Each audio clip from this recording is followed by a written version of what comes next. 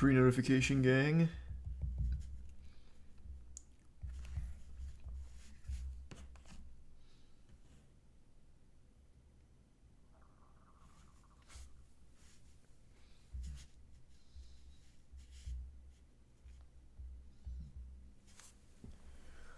Coming along great, Rip.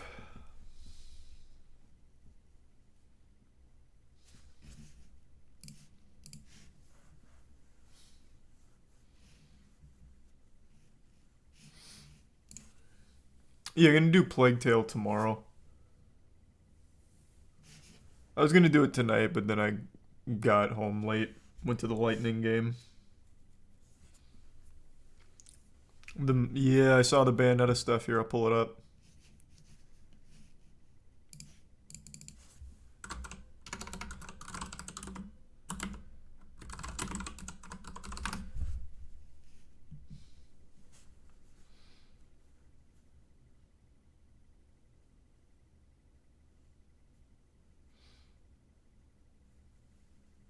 Yeah, the Bayo drama is getting a little spicy now.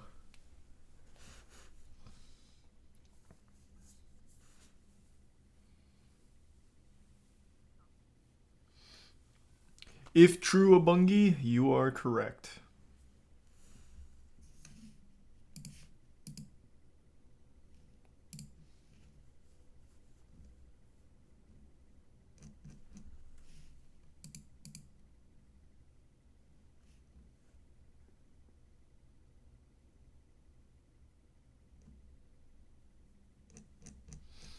Thanks to resub tweeter.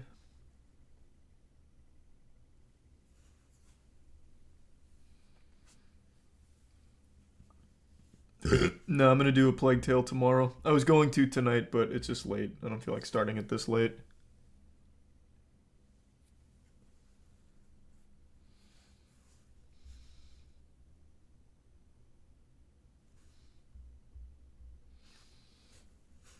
Thanks to resub Wolf God.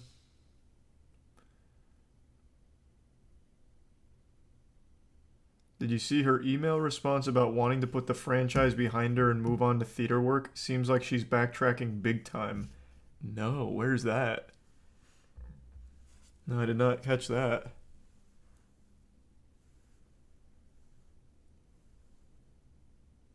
It was in the Jason Schreier report. It was updated. Okay, let me pull that up.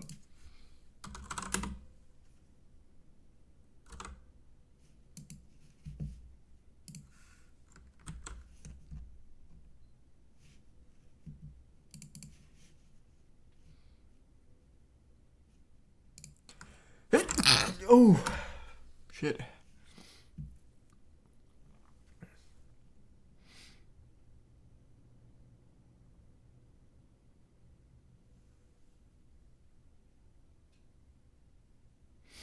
What just got deleted from this? Thanks, resub Trev.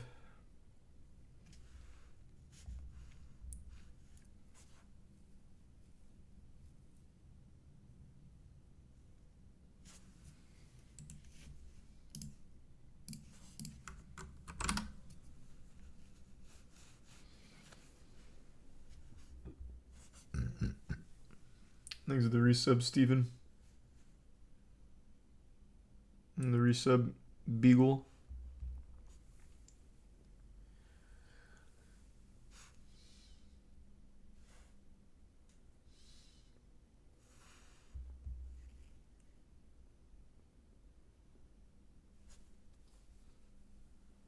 You see Ezra Miller is facing up to 26 years in prison. God damn, no. Well, it seems like a lot happened. I haven't been on Twitter much today. Thanks to resub Mega, Billy, Chris, Dan, and Tier 1 Spooky. The bits Detality and Tier 1 Aaron and resub Blunts.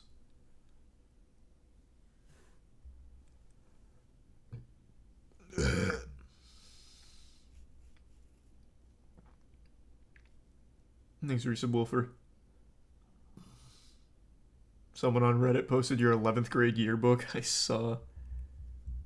Pretty cool. I told you I was quite the ball player. I could have gone pro.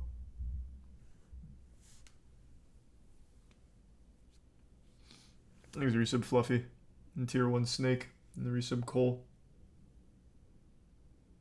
And the resub Carson.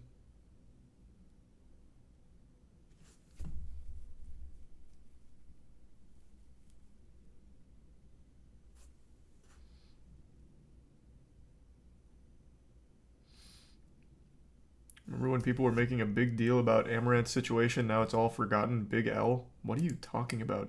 Oh, you're that guy with nothing but the worst takes of all time. I recognize your name.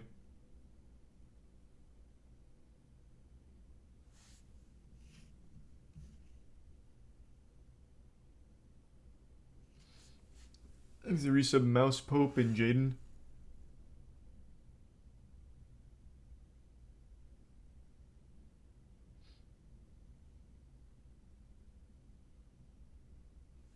Thanks to resub Vato and Smokey.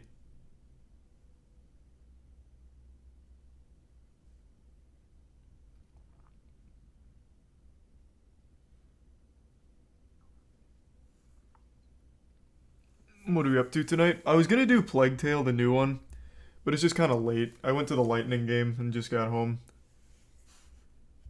So it's a little late to start it, so we'll do that tomorrow. Tonight, probably just catch up on all the shit that happened today that I wasn't aware of.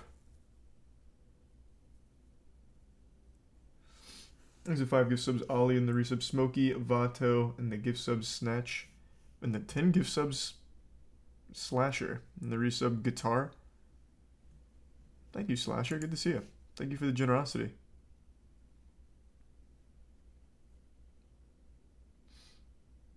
And the gift sub Vato. And tier 1 Mum's Flower. Nah, I haven't caught up on Bleach. And I also haven't caught up on Mob Psycho or Chainsaw Man. I'm an episode behind on all of them. But I will, of course. No rush. Thanks, resub Pirate.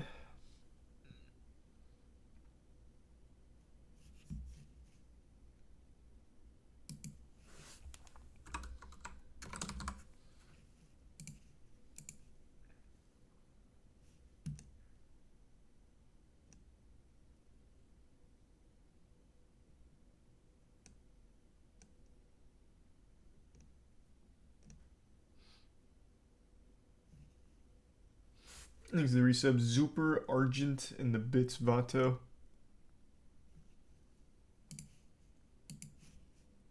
And the gift sub Borg. Oh, is the new Plague Tale not very good? Uh-oh. I like the first Plague Tale. I hope this one's good.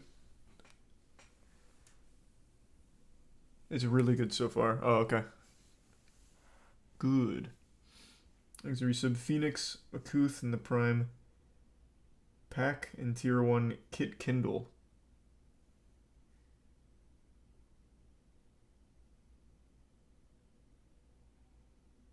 I haven't read anything about the new Plague Tale game. It's just a couple people in chat said it wasn't good off the bat. So I'm guessing it was just a couple people that didn't like it. There's a tier 1 Asquatch and tier 1 Van Lotta.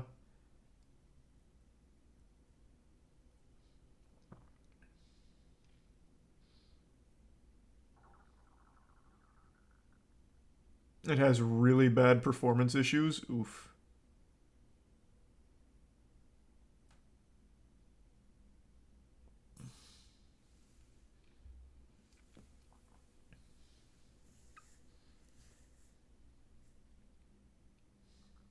These gifts have insane.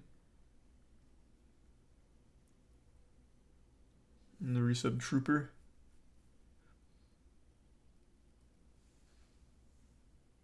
Doing alright. Yeah, we're going to go over the new Bayonetta stuff. This is getting to be a very interesting piece of drama. Actually, I'll also pull up Young's video on it. I haven't seen it yet.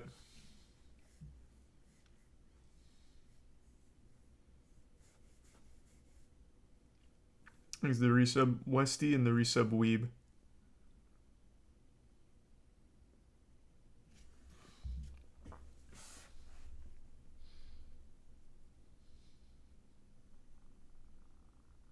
And the resub Sharpshooter and Jimmy Johns. And Kwani. And the Prime Symmetry and resub Cow and Anada.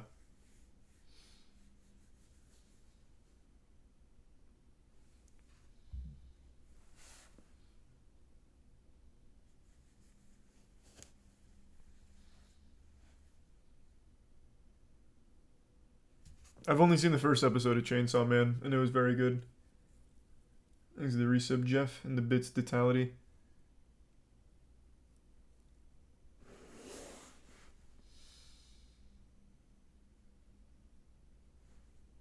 Resub Kinway and Thomas. And the resub Drokus and HL2. Olivia Wilde, Salad, Harry Styles drama. What a confusing riddle. Thanks, resub T-Dog.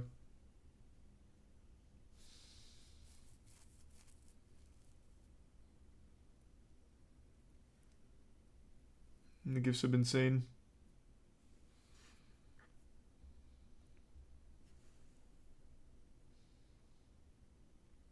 Resub Travelus. The Prime CAD.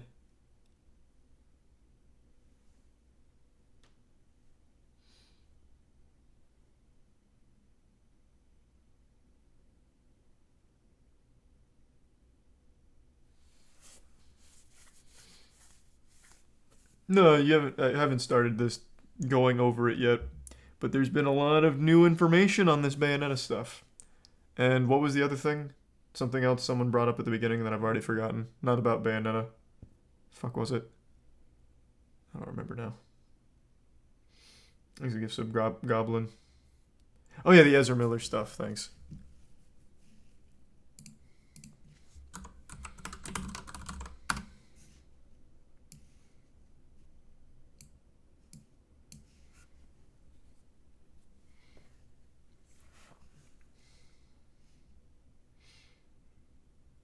He's a tier 1 washer in the bits reality and resub Nayanada. Day's been alright, didn't do much today.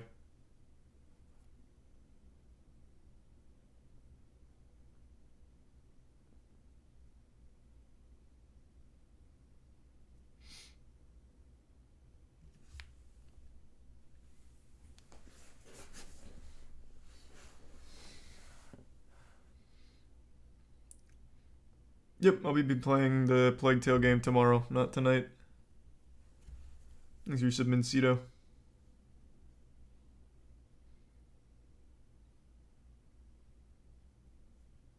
Any news about Amaranth? Yeah, she's talked about this stuff on her stream. I still can't make heads or tails on if her and her husband are staying together. I couldn't tell you. But she is safe. And even did a stream today. As you said, Fish Tank and Mars and Yoily. And Spongy.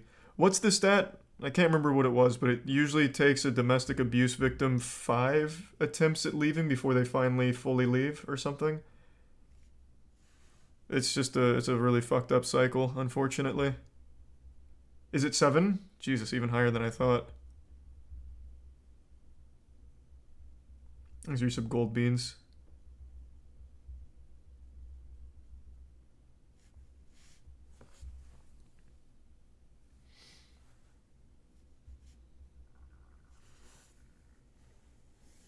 These are some Mando and the bits Heine. Once I'm done maxing the account, I will. I'm doing rune crafting right now. Thanks for 5 gift subs, club. The gift subs Slippery. And the resub 3. Have I been following the Rooster Teeth drama? Yeah, I went over it the other day. I don't think there's been anything new, though. At least not that I've seen. Thanks, resub Revo.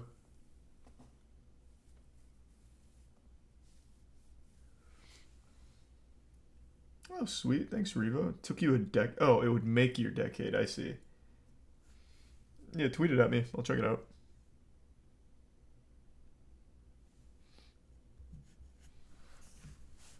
Yeah, we'll start with the Bayonetta stuff, since that's one that very familiar with.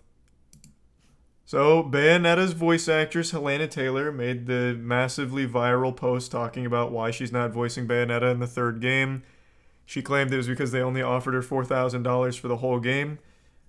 A few hours ago, reports from Jason Schreier from trusted sources in the industry said that they were familiar with the contract and claimed that it wasn't 4,000 total, it was 4,000 per session. And I think for 5 sessions, so it would have been like 20 grand. I don't know if that's like industry standard or the norm or what, but it's definitely different than what she was leading people to believe. So regardless of like where that actually stands relative to other voice actors, she still outright misled people. Young, yeah, who is a voice actor, says it's very good. You know what, why don't we just start there and then we'll work backwards. The plot thickens surrounding the Bayonetta 3 situation, ladies and gentlemen. For those who haven't been keeping up, Helena Taylor, who originally played Bayonetta before she dropped out for Bayonetta 3, posted a video in which she... Apparently 1K per session is the standard, meaning they offered her quadruple the normal rate for standard. And she's part of the union, right? So that's union standard, I would guess.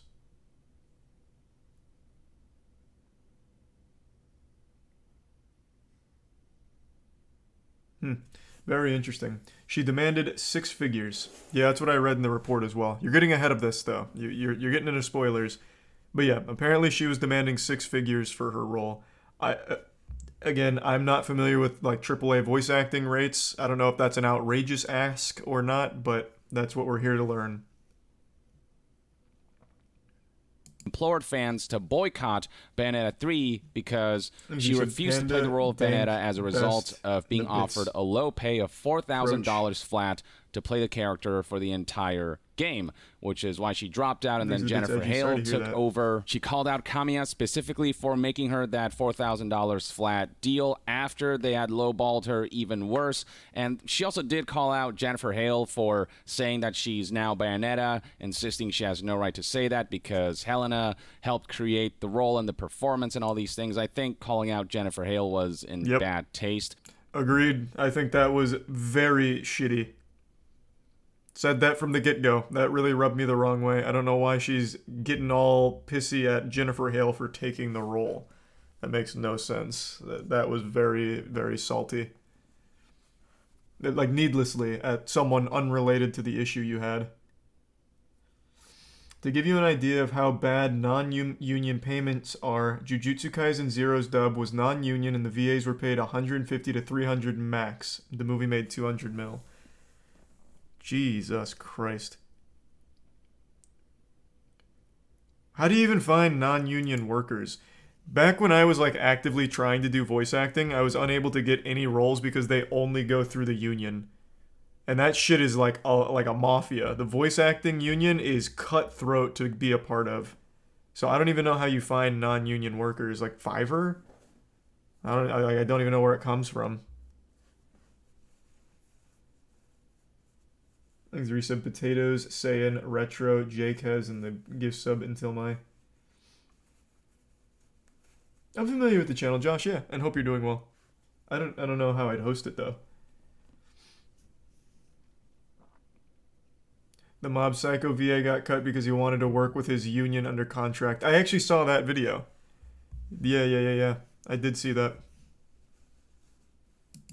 Because Jennifer Hale, she's just a voice actor. She doesn't make these corporate decisions, and voice actors often aren't informed about pertinent information, which is why Jennifer Hale had to put out this statement about how, as a longtime member of the voiceover community, I support every actor's right to be paid well and have advocated consistently for this for years, and that anyone who's followed me will know that, my reputation speaks for itself. And on top of everything, she I thought it was said, a fine I wish I could statement. say more, but I am under NDA. She also asked people to Kind of consider a that the nothing burger, game's though, being but made by an entire team. I think it was a team fine of people statement. who, had no say in Helena Taylor's pay, and that she hopes that all of this ultimately resolves itself in an amicable and respectful way. Now, this issue isn't helped by how silent Nintendo, Platinum Games, and Hideki Kamiya have been, though Hideki Kamiya did tweet this, where he called Helena's video messages sad and deplorable due to an attitude of untruth, suggesting the possibility that there might be more to the story than meets the eye, some context we don't know that might change our perspective on things. Though for many, it was harder to give him the benefit of the doubt because he insisted on going on his blocking spree.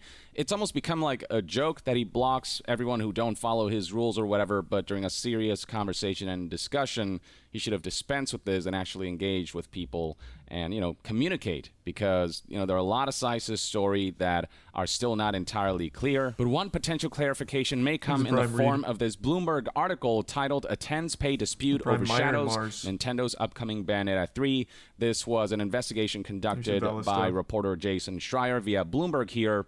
And going through the article, we'll find some interesting details regarding what might have transpired behind the scenes. At this point, it's all kind of hearsay from multiple sides. We still don't know the ultimate truth, but this could potentially shed more light on what might have happened behind the scenes, another angle that we may not be considering. A lot of people, from what I saw on Twitter in the industry, came forward to confirm the report. I don't remember who all it was. I only briefly scrolled it, at the Lightning game. But there were a couple people that would come forward to corroborate this statement from the Bloomberg article. So it's not 100% confirmed by any means, but it does seem to have a lot of industry professionals coming out to say yeah, this was the real case more so. But again, not 100% at the moment. Thoughts on the huge Lightning L? Yeah, it hurt seeing it in person. Going up 2-0 and then letting up 3 unanswered goals and just getting fucking steamrolled. Yeah, it was rough. Made worse by the fact that the guy behind us just kept saying the same 2 things over and over. Anytime the Lightning touched it, he'd say, "Shoot it!" And anytime they didn't touch it and were even near another opponent, he'd just say, "Lay him out!" Over and over and over and over again. Thanks, Resub Childish and Pete.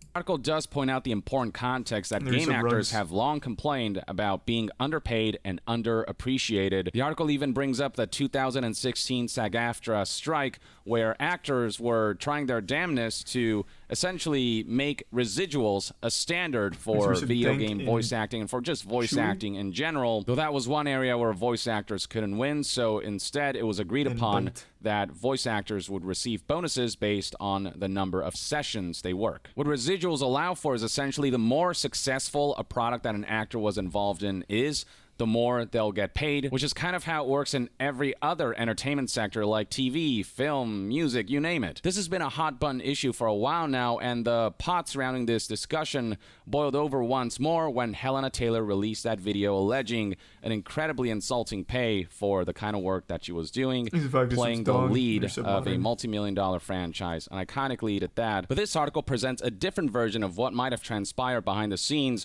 based on accounts from 2 people who are familiar with negotiations and based on documentation that Bloomberg itself actually reviewed. The report states that the developers were actually eager and determined to rehire Helena Taylor. I've seen a lot of people theorizing that Helena Taylor was intentionally lowballed so that Platinum Games could hire somebody with a more prominent name like Jennifer Hale. This article seems to refute that based on what they have heard from their sources. Delving into the specifics, Platinum Games sought to hire Helena Taylor for at least 5 sessions, each paying $3,000 to $4,000 for 4 hours in the studio, said the people who asked not to be identified because they aren't authorized to discuss private contract negotiations. Bloomberg aptly points out that this would make the total for voicing Bayonetta for the entirety of Bayonetta 3 at least $15,000, somewhere between $15,000 and $20,000, which is certainly better than the $4,000 flat fee to voice Bayonetta for the entire game that Helena Taylor claims she was actually offered. But I do still find that to be kind of low, but again, I'm unfamiliar with the industry. I feel like 15 grand for what I imagine to be a lot of work is still kind of low, but I don't know what it's usually like for voice actors to begin with. Apparently, it's very high, according to some people. But again, I'm not positive. But regardless, it's a complete contradiction to what Helena Taylor was alleging. So if that's true, then Helena Taylor just fucking lied and manipulated people. Keep in mind she's not doing the mocap like most other games out right now. Oh, true, I guess. How is that low? Because I imagine think of a AAA game. Think of how many lines go into it for like one character and how many hours of work that must be. Of course, I haven't played Bayonetta 3, but I don't know, it just seems like 15K for that kind of work seems a bit low. Like, it's a massive game, a lot of cutscenes, a lot of dialogue. It feels like it'd be a lot. But again, I don't know.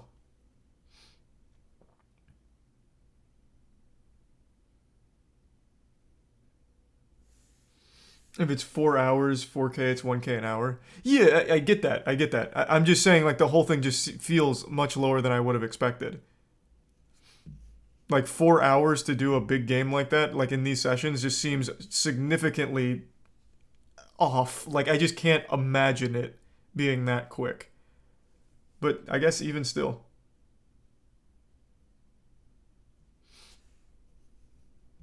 Apparently, according to Bloomberg sources, Helena Taylor was not happy with that pay offer either, and instead asked for a six-figure sum as well as residuals on the game. Platinum declined, and following lengthy negotiations, took auditions for a new actor. Now, to give you some context on how these numbers compare to what the current standards are when it comes to union video game voiceover, I've shown this before, but here are the typical rates that you can expect as a video game voice actor. This one right here you'll see pretty frequently. Essentially, one day, that's up to 4 hours of performance and up to 3 voices for $1,000. That's one session. The $3,000 to $4,000 that Helena Taylor was allegedly offered, according to Bloomberg sources, would be 3 to 4 times the minimum requirements. Now, by voiceover standards, that's considered to be among the more generous offers you'll see in the video game voiceover realm. But do people not think that that's still low for voice actors, though? I don't know. To me, for these massive titles, that just feels kind of lowballing what they're actually bringing to the project. No, just me then? Especially for someone... Let's take, for example, a voice like Goku in the dub of Dragon Ball. That guy has permanently damaged his voice to do that role. And I feel like if you're getting paid 15K for, like, let's say that, like, I don't know, what would that be? A season? Probably wouldn't be a season. I don't know, it just feels like going through all of that for like a season of work. I don't know. That's such a one-off, though. How is Goku a one-off? He's like, what? Huh?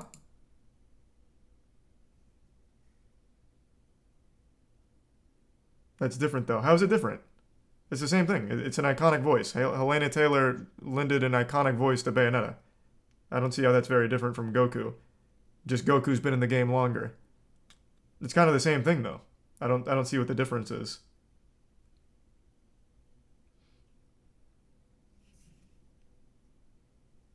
$1K an hour is good money. I get that. I'm well aware that that's good money.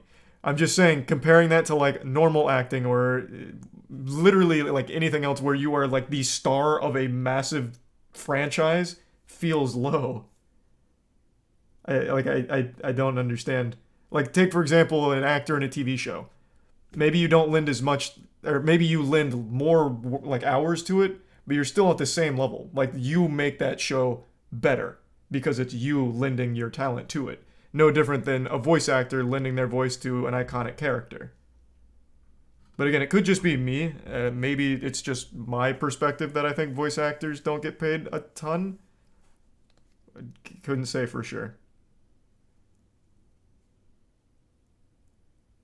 You're comparing video games to TV shows, but I didn't initially. I compared I compared video game to something equal. Goku, another voice actor.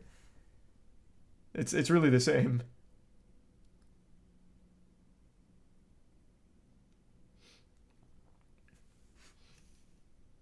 Goku screaming his lungs out, though, kind of big difference. I suppose. I don't see why that would have a massive effect on like a pay discrepancy. Voice actors are famously underpaid. Well, apparently not famously, because I haven't heard too much about underpaid voice actors or anything. It just, to me, being like the iconic voice to a character feels like it would be on par with or very slightly less than something else in a similar medium where you are the star. Compared to other industries and sectors where you get paid more upfront and you get residuals, it still pales in comparison, which is why assuming that Bayo is not a big game. What is the standard for big game in your eyes? That is a over $500 million franchise, and they only have 2 games coming out with a third right now. I'd say it's a pretty fucking popular franchise.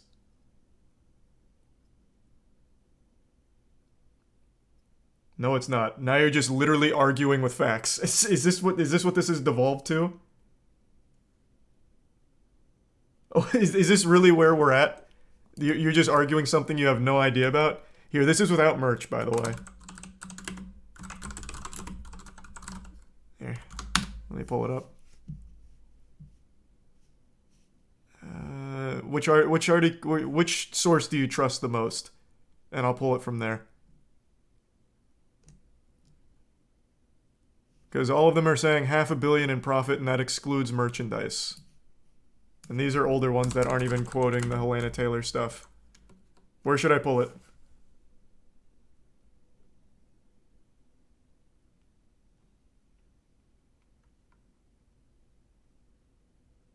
I didn't get one guide. That was a ton of people that all of a sudden said I was wrong about it being a $500 million franchise. Like, what do you mean? That was a lot. That was a flood of people that all said the same goddamn thing. Like, it just takes a simple Google search to immediately find this information. Like, it's really not hard. I don't know why you'd confidently say wrong when you have no idea. Now, you can, of course, argue with me on my take of, like, voice actors or actresses that are iconic voices not getting paid what I would have expected. That's fine. We can disagree there. But now you're just arguing with a legitimate fact of the profit the game make.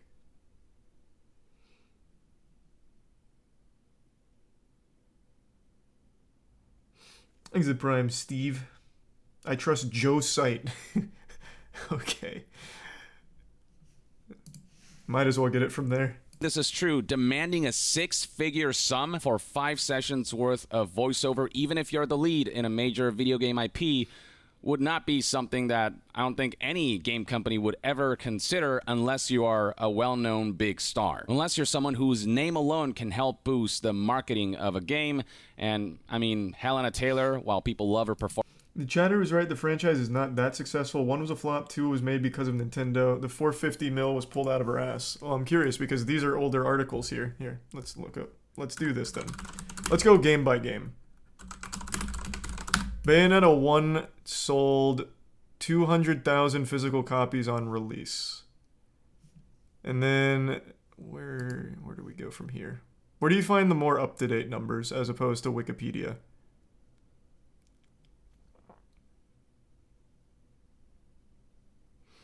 Bayonetta 2 sold 1 mil on release to the Switch port, and then the Wii U sales are around 400K. The first Bayonetta broke 1 million over time because it became a cult classic. Here, Bayonetta 1... Here, I don't know why I'm doing it off screen. Bayonetta 1 sold over 1.1 million. And then Bayonetta 2 on release was over 1 million on the Switch port release day. And the Wii U numbers were 400K. So what does this all come out to then? I wouldn't necessarily call 1.1 million on Bayonetta, the first one, to be a flop.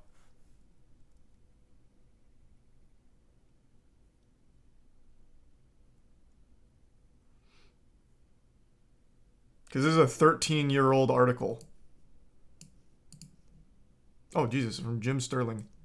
So I imagine this number has only grown over the last 13 years for the first game.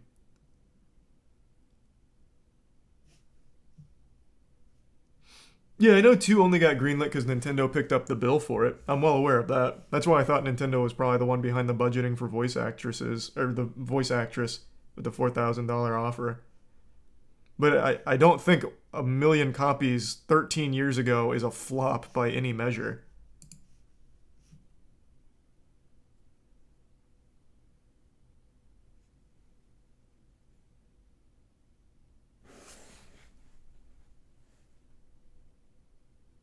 It was Platinum Games' most commercially successful game at the time. Yeah, but Platinum Games always had cult classics. That doesn't say a whole lot. I think the actual numbers are more indicative of the success. Platinum Games used to fly under the radar for a while. Thanks, Resub Arctic.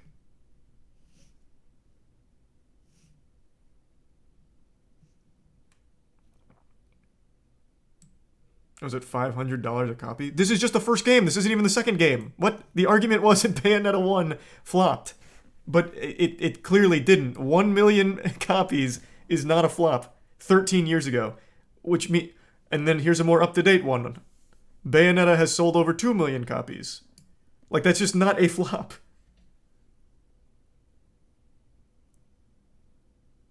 That's just the first game. And the second one was bigger. What did the second one do, though? Let's see. The second one has done 1 million copies as of December 31st, 2021, according to the Wikipedia. But then according to this, it's done... What the fuck is this? What is this notation? Okay, it looks like this is probably accurate. Another million. Oh, this is just the Switch version. Oh, right. What was the Wii U? What did I say? It was like 400k according to that other source. So do 1.5. I don't know what that comes out to. Maybe not 500 million, but I still don't think under any circumstances it's not a big, or it can be considered a small title.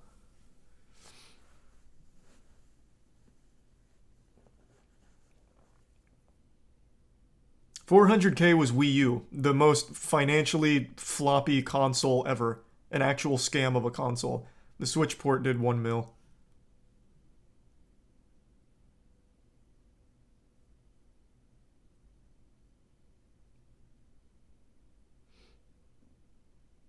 It's like a double A franchise. What are these takes? What? What? That's a lot. Over 3 million total. Like, I feel like that's quite a lot.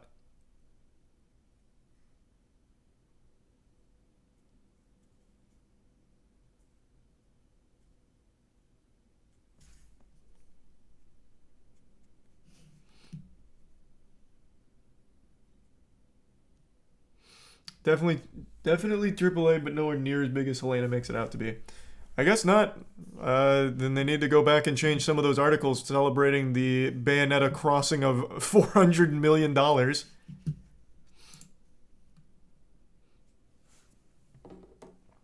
many sales did Mass Effect Andromeda do? I don't even see how that's relevant.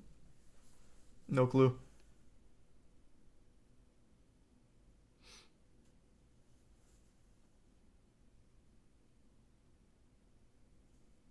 Nier sold 6.5 mil and made 400.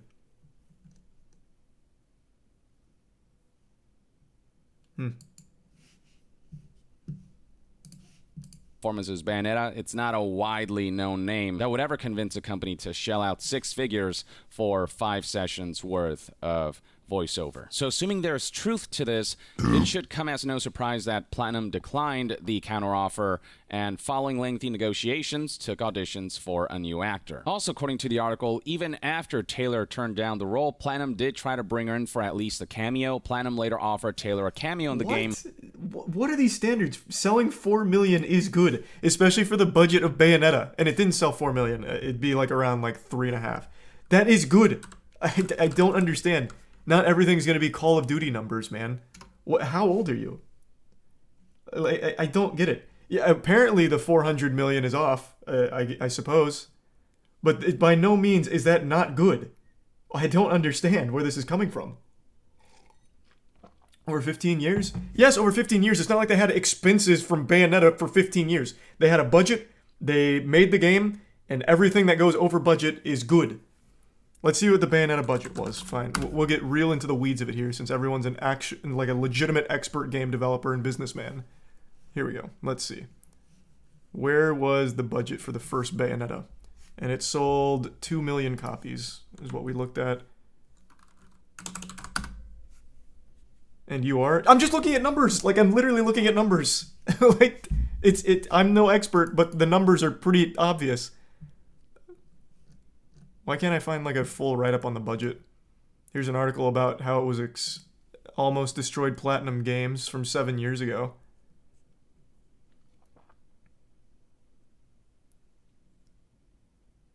Let's see. Does it give a number?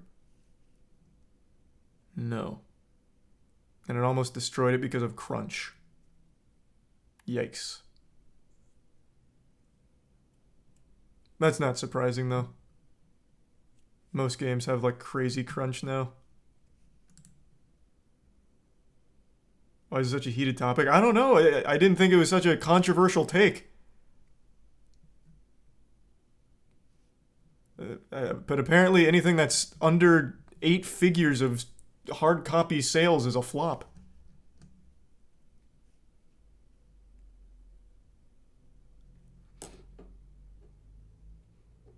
Does anyone have a source for the budget on Bayonetta?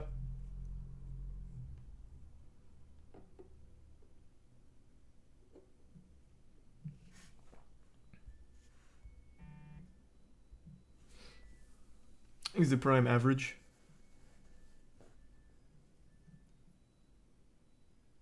Not a flop, just not that big. Now we're moving the goalpost. The whole thing was, it was a flop. Saying it's not that big is fine if you're comparing it to the other massive titles, but it is still big and not a flop. You're just moving goalposts now.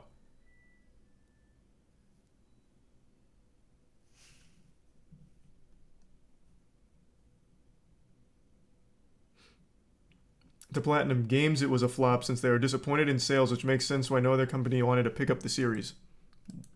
What? Didn't this article just say how it was their most popular one and they were extremely happy? The only problem was the crunch made the workers miserable? I don't see how 2 million is a flop. Especially to Platinum Games.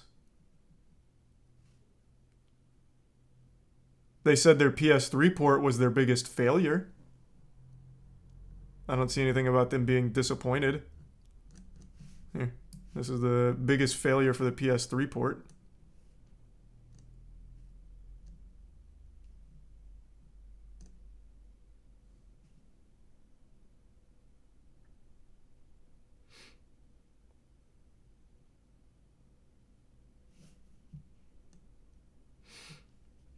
The resub Samuth.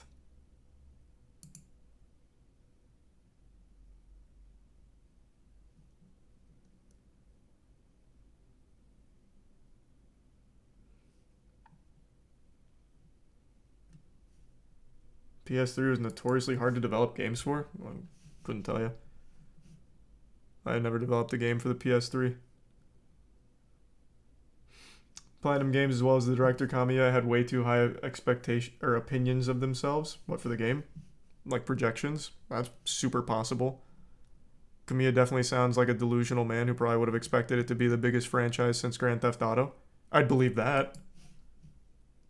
For the fee of one session, which she turned down, the people said. The fee for one session in her case would be somewhere between $3,000 and $4,000. I'm curious as to whether when Helena Taylor said that I was offered a one-time fee of $4,000 flat to play Bayonetta for the entire game, if she was actually referring to this one-time fee to make a cameo after she turned down the initial offer of $3,000 to $4,000 per session. In fact, that does line up with how she framed circumstances in part 3 of her video messages. For the role, and obviously passed with flying colours. They then sent me an insulting offer.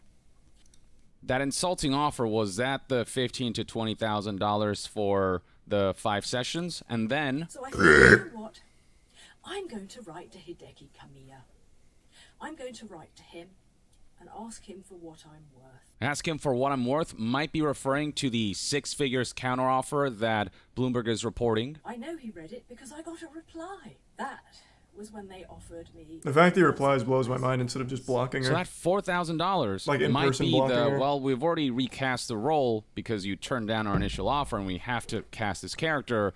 But hey, we're offering you a cameo at least. Would you like to do a cameo for, you know, that one-time session fee for $4,000? I think that's what actually might have taken place. And if that's the case, Helena misrepresented the situation. She made it sound like $4,000 was the most Platinum Games was willing to offer for her to play Bayonetta for the entirety of Bayonetta 3, when the actual offer was closer to $15,000 to $20,000. That's definitely a different story. Helena does not detail what that initial insulting offer was before she got the $4,000 flat fee rate. Now, Bloomberg did reach out to Helena Taylor, and she claims that everything Bloomberg is reporting here, based on the 2 sources that they spoke to, is an absolute lie, and said that Platinum was trying to save their asses and the game. She said she stood by everything she said in the video, and stated, "I would like to put this whole bloody franchise behind me, quite frankly, get on with my life in the theater." Well, Helena was the one who instigated this whole situation, so there's really no putting this behind us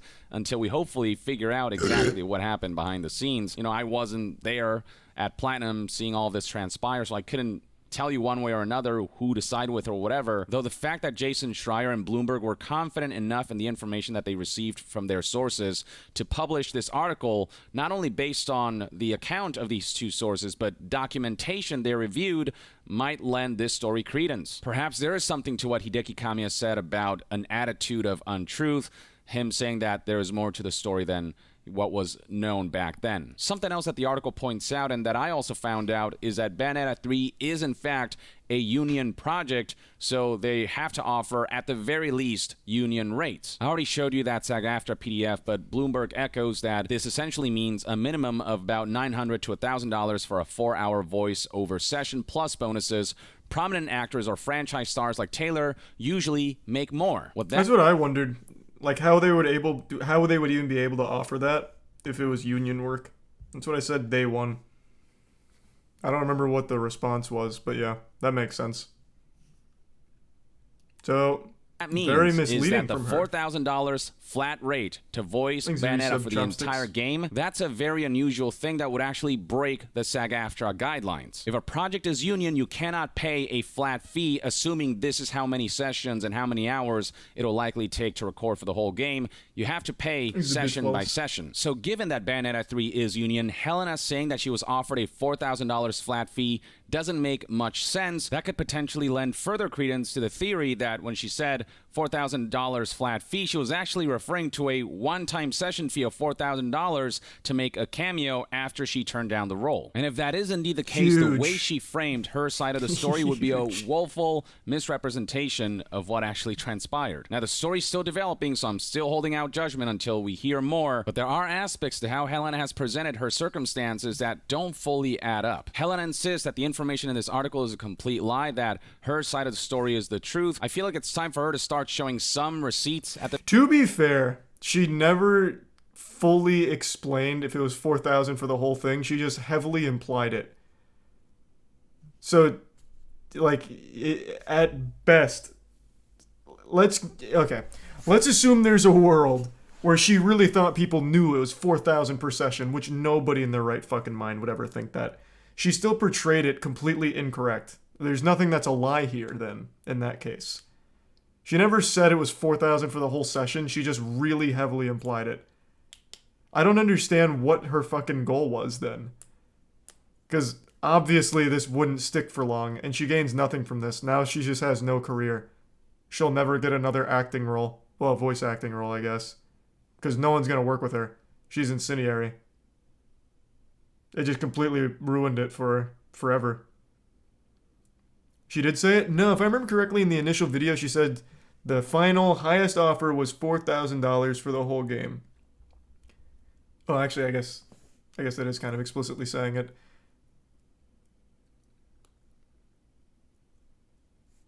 Now that I say it out loud, in my head, there was still wiggle room. Thanks to resub Chiefin and Zay.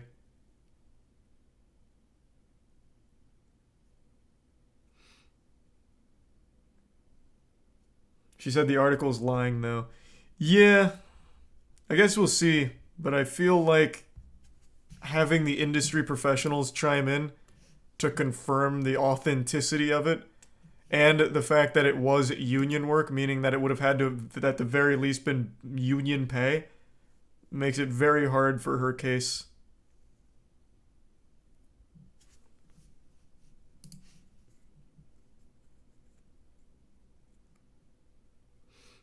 Having written proof of the deal makes it GG. True. At the very least, some evidence that, the offer that she was made was true. Maybe some of the communications that took place. I mean, Shorty broke NDA, and she said she's not afraid of NDA, so if she really wants to solidify her stance on this and highlight that her side of the story is the truth, then presenting evidence would potentially be the best course of action. Jason Schreier added additional context through his tweets here, where he presented all of the information already in the article, but also added that accounts and evidence reviewed by Bloomberg make it clear that those videos from Helena Taylor were not the whole story. And perhaps this is what Jennifer Hale is also insinuating by retweeting this thread, pointing to it, where voice actor Ben Diskin tweets about how critical thinking is a skill that needs to be taught as its own subject in school, before essentially offering guidelines on how to cross your T's and dot your I's before formulating a definitive opinion about something or presenting things as fact when in fact it could be misinformation. I'm not going to read through all of this, but you get the idea. You can read it for yourself. Trying to insinuate that Helena did not present the full picture of that situation. And then lending further credence to Jason Schreier's report is that it was corroborated by Stephen Totillo, who's heard sort of similar things. He tweeted, "I recently heard from a good source about the $15,000 offer to Helena Taylor, Platinum Second, higher offer, I believe, but wasn't able to second source it." So Jason Schreier essentially is that second source, though Stephen Totillo hadn't heard about the counteroffer of 6 figures plus residuals. Somebody else who corroborated this was Andy Robinson from Video Games Chronicle, who said, "I can corroborate Jason Schreier's reporting over the Bayonetta 3 pay dispute, a sad and messy situation," according to his sources. Now, people across the internet have widespread opinions about how much Helena Taylor should be paid to reprise the role of Bayonetta, this iconic character and the lead of the Bayonetta series, for the third major outing. Some people are saying $15,000 to $20,000. That sounds about right. Others are saying that the 6 figures that she was allegedly asking for doesn't seem unreasonable. Whatever your opinions on that front might be, I think Stephen Totillo put it aptly. If the $15,000 offer is accurate, note that Taylor is denying Bloomberg's account, there will still be room for debate about what video game voice actors get for big roles. They still don't get residuals. For voice actors, residuals is the big sticking point. Voice actors feel that, much like how it happens everywhere else, their pay should scale to how successful the product that they contributed to is. When so much of why people become attached to these major gaming IPs, especially the more story-driven, character-driven ones, is because of the performances that actors provide, many feel like they deserve more than the bare scraps and minimum that they're getting right now, and residuals would be a great way to solve this issue, or at least mitigate it, by making it so that actors do get paid more if a game ends up doing really, really well, because game companies, studios, and publishers can more than afford to pay their actors more. Someone else who put it aptly was Daniel. So you agree when he says it? That's what I was saying. More or less. I don't know shit about residuals, but, again, I still think, it seems a bit low compared to all the other industries. But again, I have no, reference scale for the AAA voice acting scene. It's just compared to everything else I've ever heard of from the other mediums where it's kind of equal in terms of work, it seems much, much lower on average.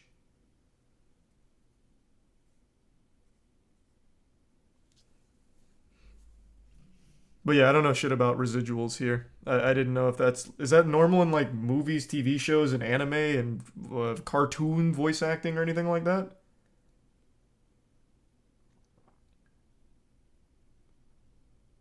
Well, music, of course it is. That's where music artists make all of their money. The only residuals I've ever really heard of in movies are Robert Downey Jr. with Marvel.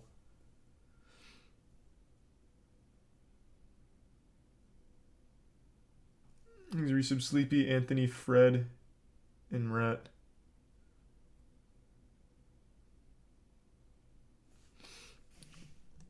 Sea Dog has always talked about low pay in voice acting industry.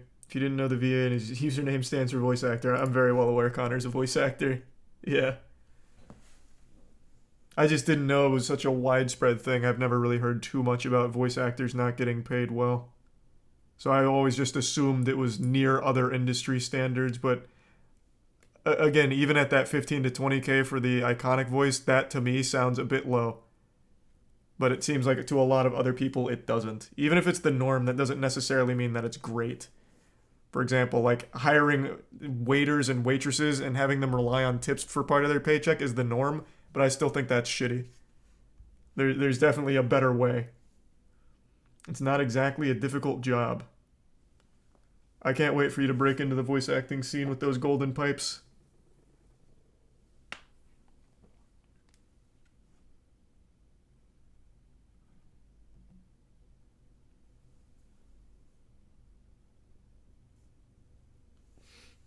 Thanks to Resub O'Neill and Bilbo.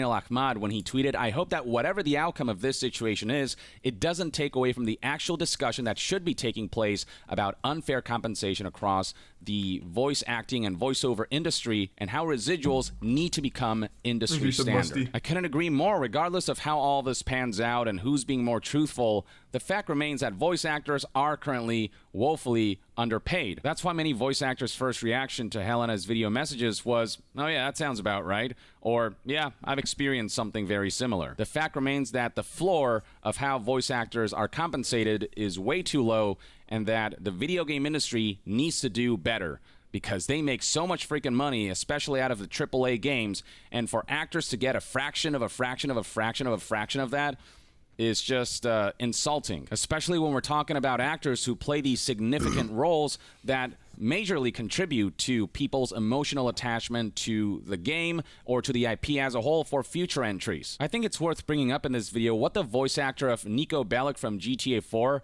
Michael Hollick, shared back in May of 2008 through this New York Times article titled "A Video Game Star and His Less Than Stellar Pay." Here are two paragraphs that are very relevant for today's topic. Mr. Hollick was paid only about $100,000 over roughly 15 months between late 2006 and early this year for all of his voice acting and motion capture work on the game, the mocap with too? zero Jesus. royalties or residuals in sight. He said, "Had this been a television program, a film, an album, a radio show, or virtually any other sort of traditional recorded performance, Mr. Hollick and the other actors in the game would have made millions by now because GTA 4 was so damn successful." It's Grand Theft Auto we're talking about, the biggest piece of entertainment as far as pure revenue is concerned. As it stands, they get nothing beyond the standard Screen Actors Guild day rate they were originally paid. Now, have standards gotten better since 2008? Yeah, a little bit, especially after that 2016 strike, but not by a whole lot. So yeah, I do think that these are discussions that need to continue to happen, especially when it comes to video games, an industry that makes more money than the film industry does. Game companies have the money and resources to pay actors more, to pay them more reasonably. They just choose not to.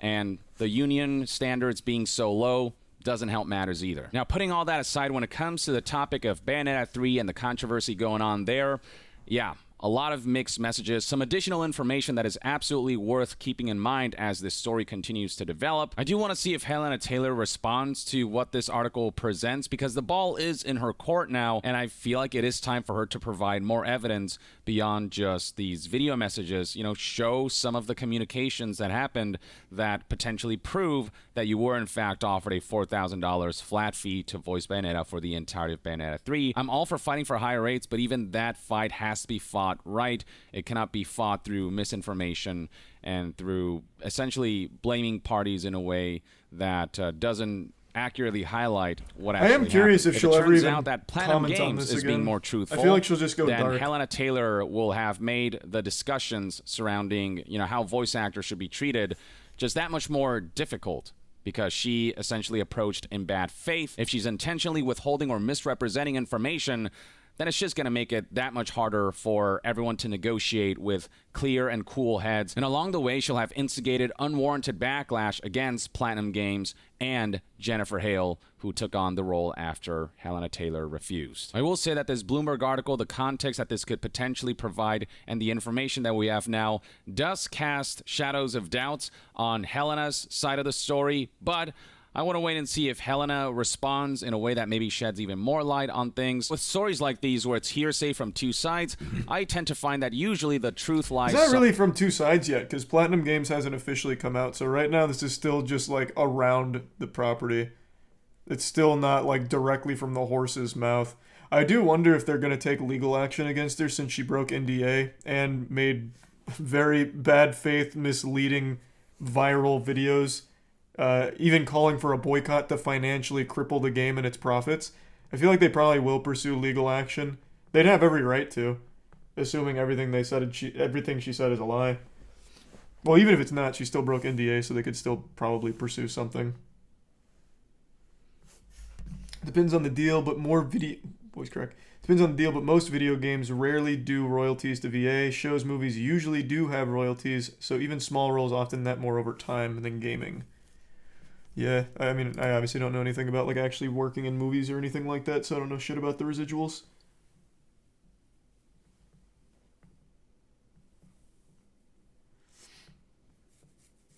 Is it NDA even if you didn't accept the contract? Usually, even to see the contract, you have to sign an NDA.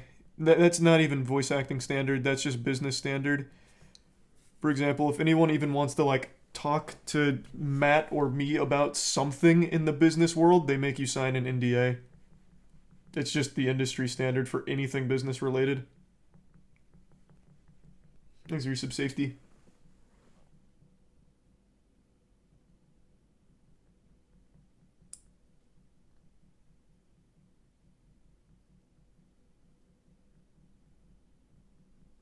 God damn, Jay. Well, thank you for the thorough research. Sorry, I just saw that message.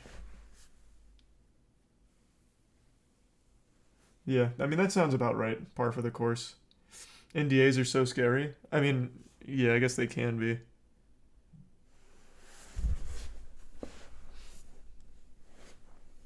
You didn't get residuals from Hunger Games? Yeah, can you believe that shit? I didn't get any residuals. I don't remember what I got paid either. It's been so long now. I don't remember. Thanks, a Prime Turtle.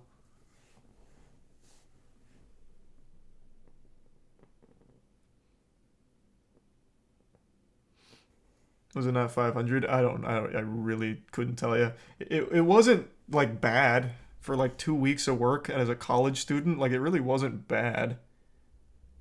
I remember being like, oh, this is a nice take home. I'll spend this at the bar. Like, it was fine for me. I don't know if there was enough there for, like, a career as a low-level actor, but it seemed fine.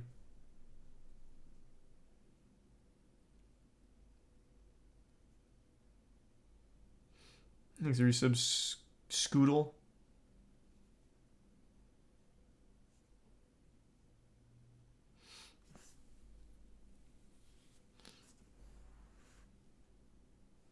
No, what the fuck? Why do I keep getting DC'd from RuneScape? No, I'm behind on Andor. I haven't caught up yet.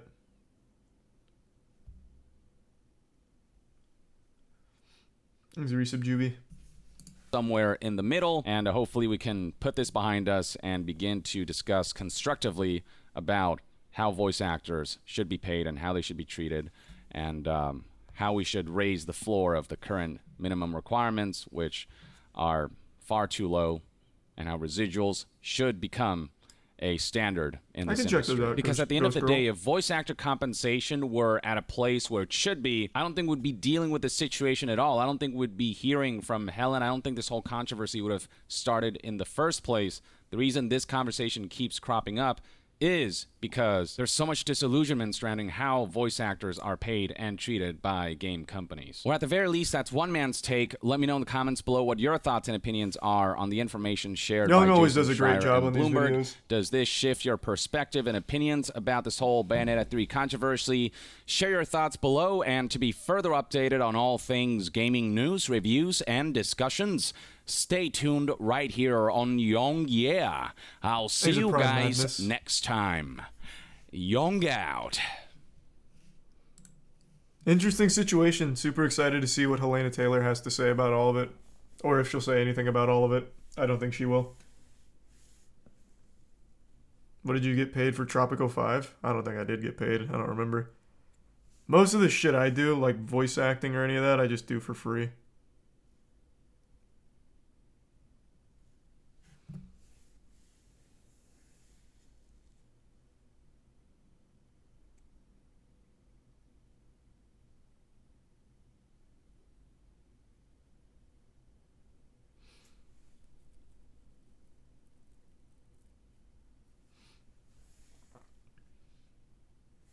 No, I'm doing Plague Tale tomorrow. I just got home late from the Lightning game and didn't feel like starting the game at fucking 11:30.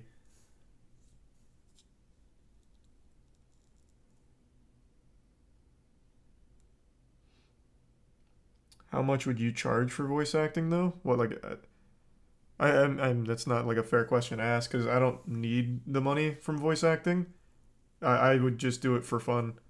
Now, if I was like a professional whose like entire living was based off it, it'd be totally different.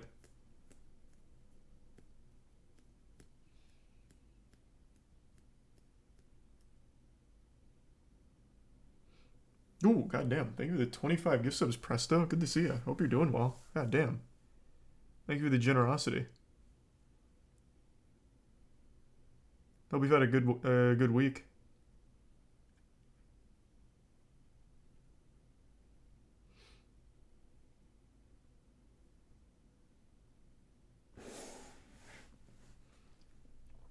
These are prime friends.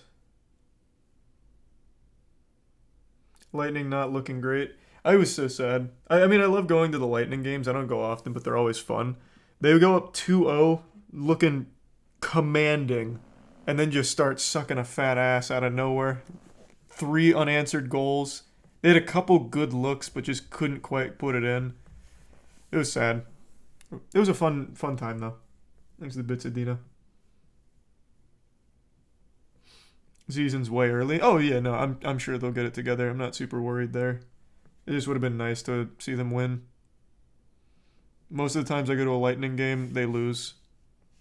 I can't even remember the last time I was there when they won. I think it's a tier 1 nurse. And they're legitimately like one of the best teams in all of the NHL and have been for a long time now. Back-to-back Stanley Cup victories, almost a third. They're nasty. But somehow every time I go, they lose.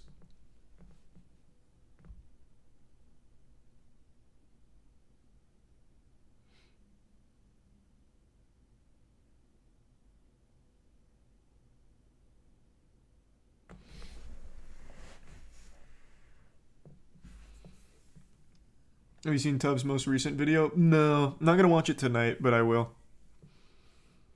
I know that unfortunately got demonetized for him for no reason. He's a Prime Fox.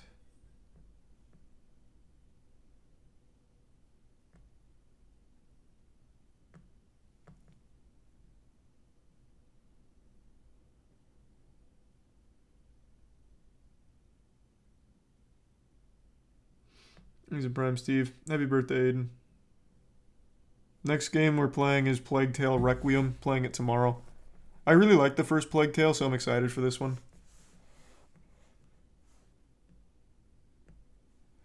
Oh yeah, let's see what's going on with Ezra Miller. I forgot. Apparently facing up to 26 years in jail. The actor could also face up to $2,000 in fines. $2,000 in fines? Holy shit! This is gonna ruin them. The 26 years is definitely the more apt punishment so far with the Ezra Miller wackiness. This 2,000 in fines just feels like it's not even worth mentioning. I don't even know why that's there. That makes it sound like nothing went wrong.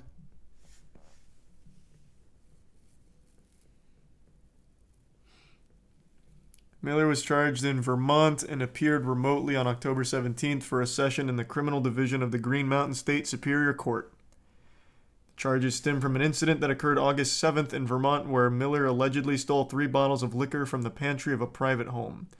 According to Miller's representative, the home was of Miller's childhood friend, and the actor believed they were able to enter the home to obtain some rice wine as they were cooking with their mother. Rep also said Miller did not realize the friend didn't want to be friends anymore. This is such a weird article already. At court on Monday, Miller was told to stay away from the owner of the home as well as another Vermont resident, and the next hearing for this case will be on January 13th, 2023.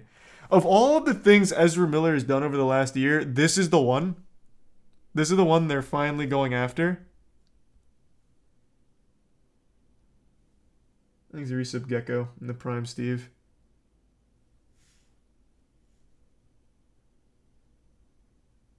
No, surely they had to have stacked on everything that happened in Hawaii and everything.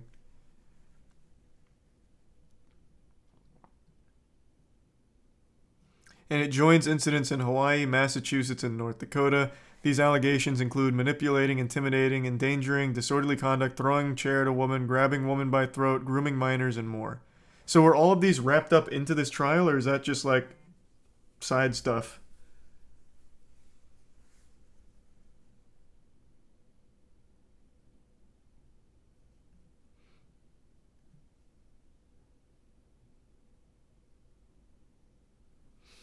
Thanks for the resub, Erla. Hope you're having a good night, Georgia.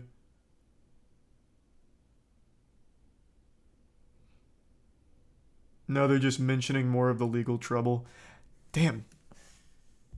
So they really... Wow.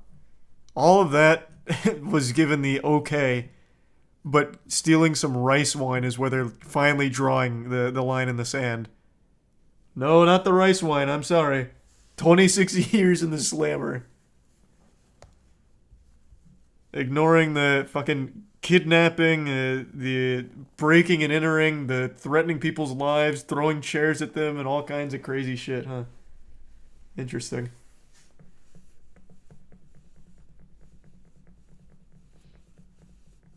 Yeah, it must have been some crazy wine, man. That shit must have went so hard.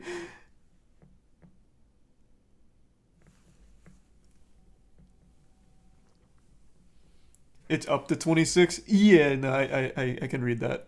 I see that. But even still.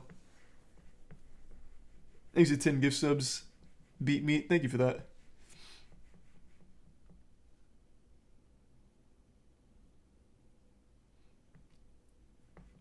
X wants to play Overwatch tonight? Man, it's fucking 12:30. I'm probably not hopping on Overwatch tonight. I'd be down later on, though. Finally got to gold. Climbing has been kind of rough at the moment, but finally in gold. But I'd be down if you actually are here, X. I'd be up for it, just not tonight.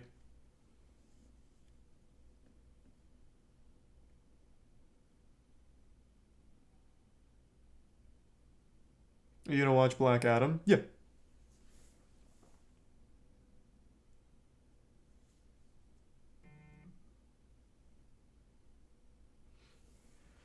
How's the AI generated music video coming along? Working on it. That's just not an easy thing to do. But it's going to be cool whenever we finally get that cooking.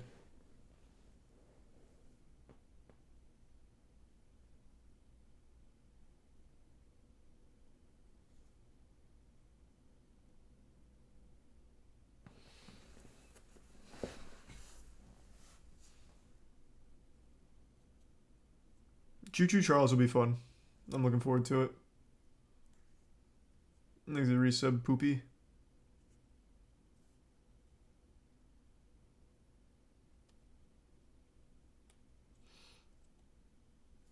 Will you play the new Puppet Combo game? Yes, I will. You might not want to upload that. People are against AI art now. Well, AI art's always going to be a controversial thing, but it's always in the way that you use it. It's not like I was ever going to make a music video for Let's Party, Party, Party Tonight. It didn't take a job away from an artist or a director or anything.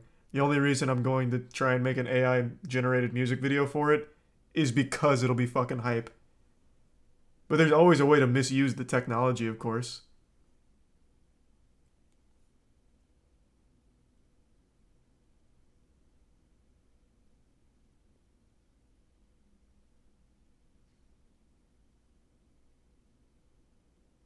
No, I totally get that, Andrew.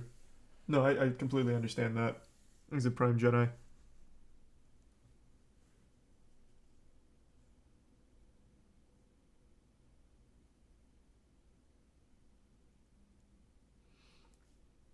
Yep, I did finish the Internet Historian new video. Fucking banger per usual.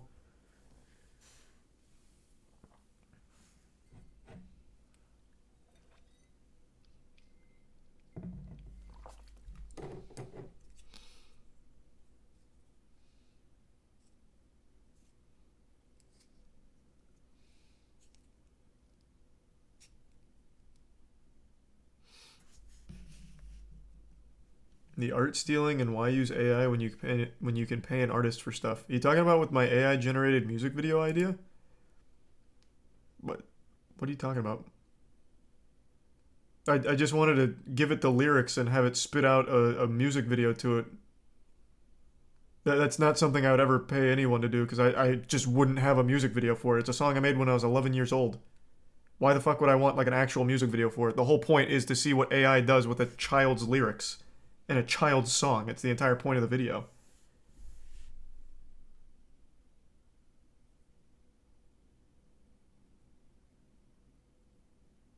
Cody Code did that? Oh yeah, I heard he beat me to that, unfortunately. I haven't seen it yet, but I feel like it's not the same as mine. It's a fucking CD I have from when I was 11. It's right here. But yeah, it's not the first person to generate a music video using AI. Far from it. It's just I think it'll be a novel idea to try and turn this... Oh, you can't read that at all. Turn this song into a music video and have the AI fucking meltdown trying to come up with something for it. I mean, there's like great lines in there. Buy 6 pounds of chocolate, we're gonna lose control. Put on your favorite jam now, we're gonna break parole. So, I think it will be cool.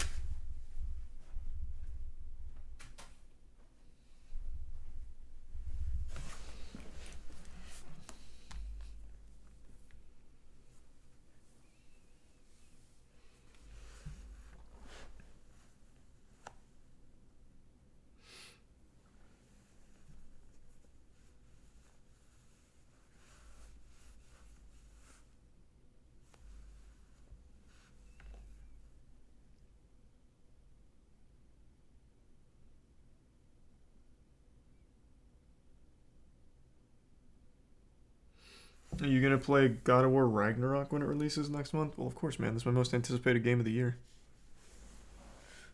There's new Rooster Teeth drama. There's a video that leaked of Caden saying a ton of racist remarks. Well, I can assure you I can't watch that on stream if there's like actual slurs and shit in there. I'll just check in on the situation after stream then. God damn.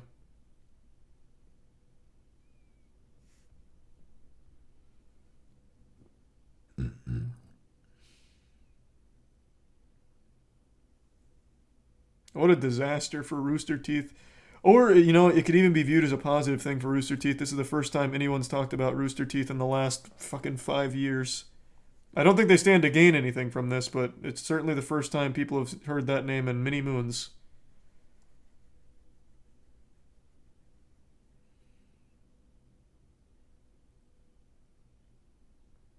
The Ryan Haywood grooming. Oh, true. Okay, it's been 2 years then since the last time people heard Rooster Teeth. And it was for fucking grooming back then. True.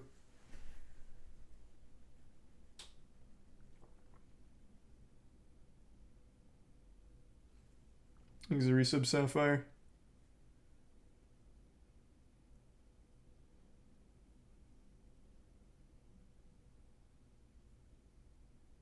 Thanks a resub, Ender.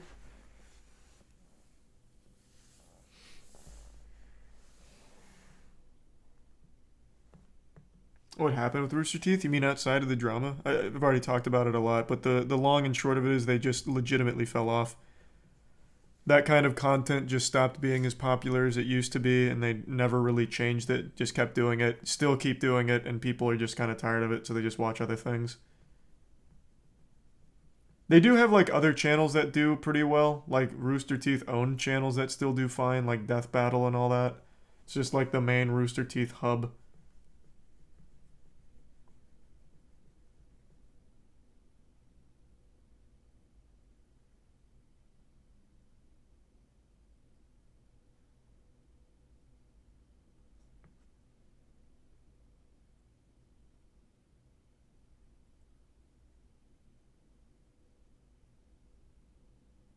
Thanks to the resub Kai.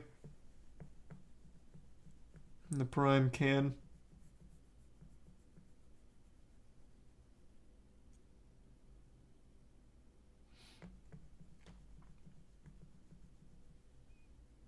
Yeah, I'm going to be playing Plague Tale Requiem tomorrow. It's just I got home late tonight and didn't want to start it super late. I just wanted to kind of relax and catch up on whatever happened in the world today. I don't really like starting new games super late because then I feel compelled to get like far enough into the game where I feel like it was like justified.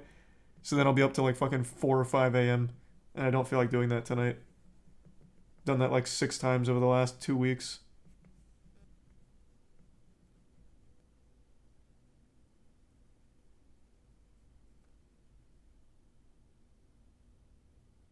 There's the Prime Cat. Yeah, we went over the Bayonetta 3 stuff.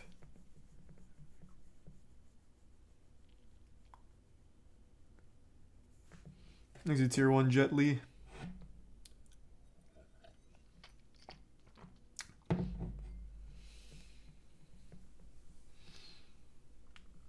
You look like Jake Gyllenhaal in your yearbook? I really don't, though. I wish. Look like Jake Gyllenhaal my ass. Thanks, Resub Compton.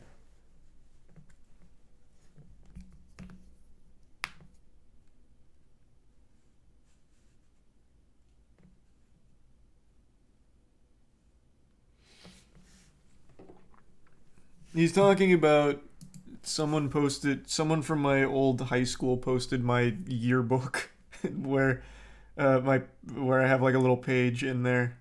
Where was it? Here, I'll pull it up. It's cute. I wonder who it was though. I went to a school with a graduating class of like 32, so there's not a whole lot of room for it to be someone I don't know.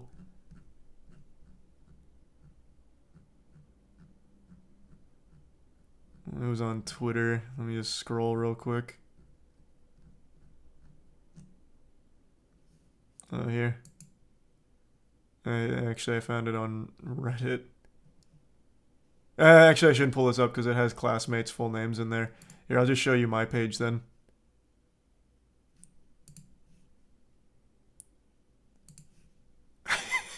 Actually, oh yikes! This is so bad. Here, I gotta be tactical here because the next page has someone else's information on it.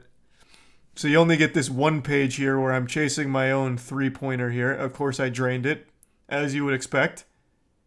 Obviously. And hold on, let me... Hopefully this doesn't show the other person's page. Alright, perfect. And there's me again! Look at that wingspan, though. God damn. Could swat a plane out of the air with that.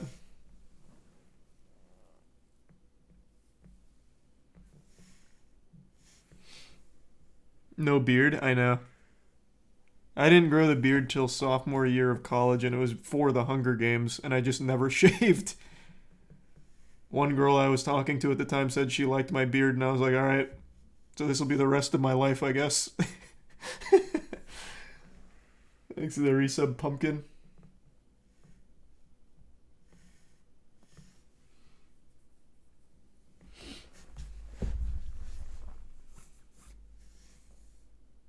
You look normal height in these pictures. You guys legitimately don't get it. Everyone in my normal friend group is 6'1" or above. So I just always look super short in every fucking video. 5'6" is not like alarmingly short height. It's below average, but it's not like alarmingly short. Matt is 6'5". Andrew is 6'5". Danny is 6'1". Like literally everyone I'm around. Chase I think is 6'2". Aaron is 6'1". Literally everyone I am around is just way fucking tall.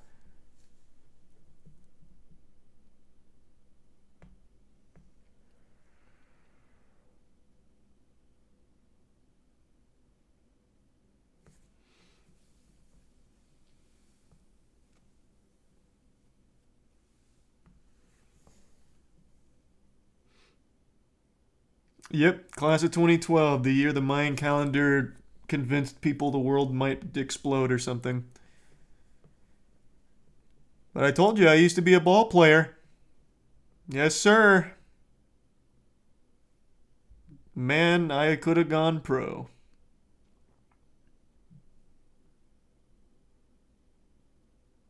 Is a resub Doasis?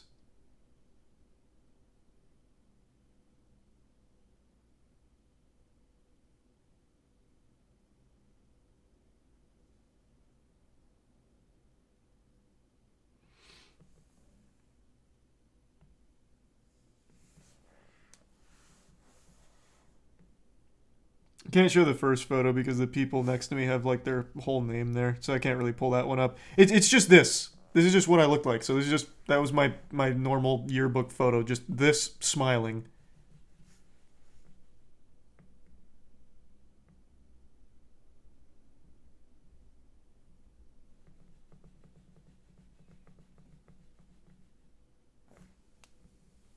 Weren't you trying to get laid before the apocalypse at that time? Yeah. I was in a race against the clock to lose my virginity before the earth blew up just in case. I had all kinds of like protocol not time limits because it's not like a time trial in a game, but like I'd go out as much as possible, as often as possible to try and maximize my chances of getting laid because I knew I only had till December of that year. I failed.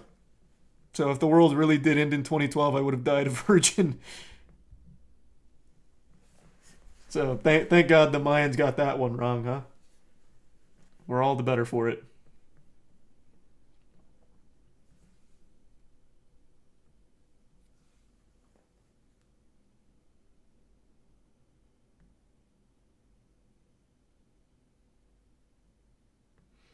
Weren't you scared that day? Yeah.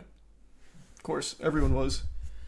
I spent that day playing Halo 4, which is really sad because Halo 4's multiplayer was awful.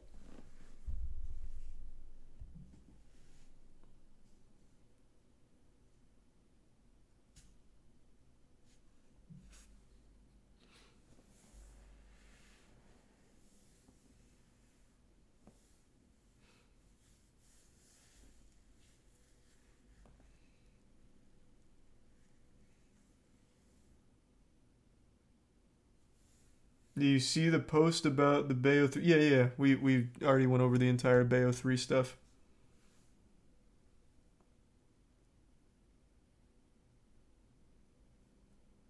Remember the movie 2012? Of course I did.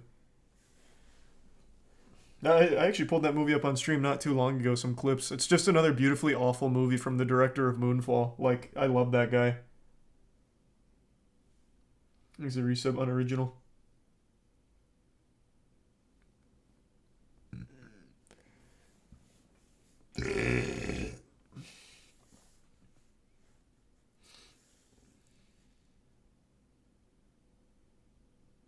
Are you good at basketball for real? I'm not that good anymore. I just don't play often. Last time I played was with Mr. Beast, and I was doing well. I can still hit threes pretty well, but my cardio's not great, so I can't actually get up and down the court super well. But when I'm there, I can make plays. I can still wheel and deal a bit.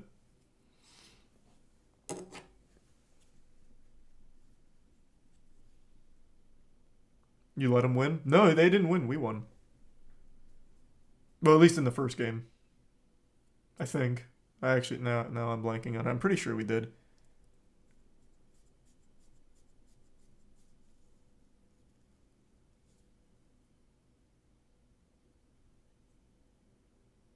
My night's going alright. Hope you're doing well, Bean.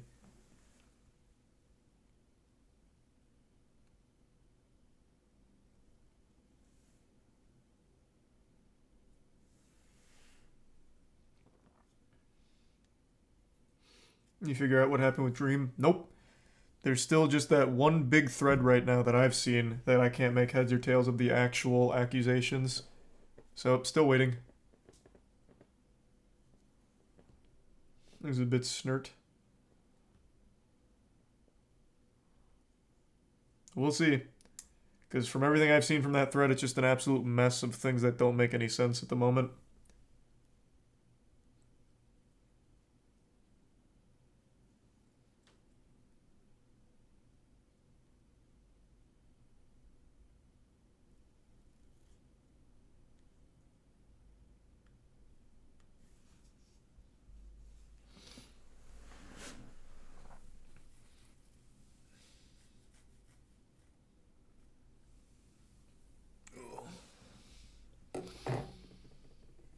Is Moonfall worth watching? I think it is the best bad movie that's ever been made.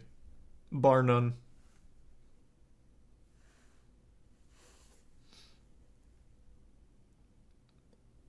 Sleep well, Warhead. What's the update on Amaranth? She's safe. She even streamed today, but I don't know what's going on with, like, her and her husband, if they're staying together or not. It's still kind of vague. That I couldn't tell you. All I know is that it seems like she's healthier, like, already. Talking about, like, able to get some, like, sleep and do, like, streams she wants to do with normal hours. But past all, like, the surface level stuff, no idea. All I know is what you guys know.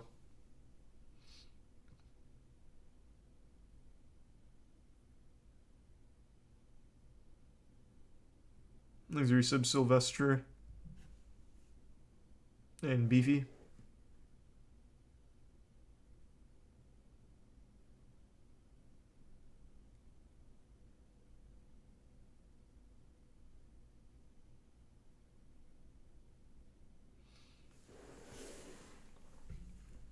Take on mullets. I think mullets look like shit, but they're making a huge comeback right now. I don't know what's going on, but like the trashiest fashion is becoming popular again. Fucking mustaches are back, mullets are back. It's so weird. I don't know why. I see them pretty often now though. Like I think they work for some people, but on the whole, like goddamn, come on.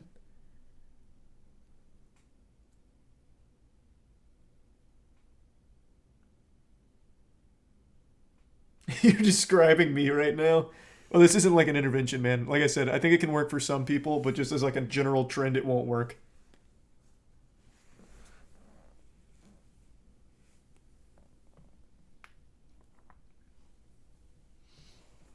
There's a tier 1 slug and the bits extinct. Geostorm was a good bad movie, but not as good as Moonfall.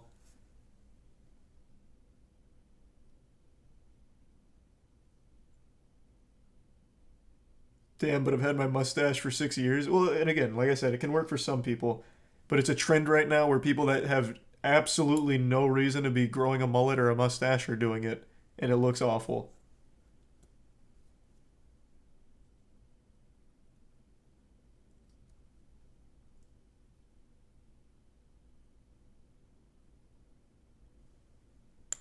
Thanks to Resub Corns Bread.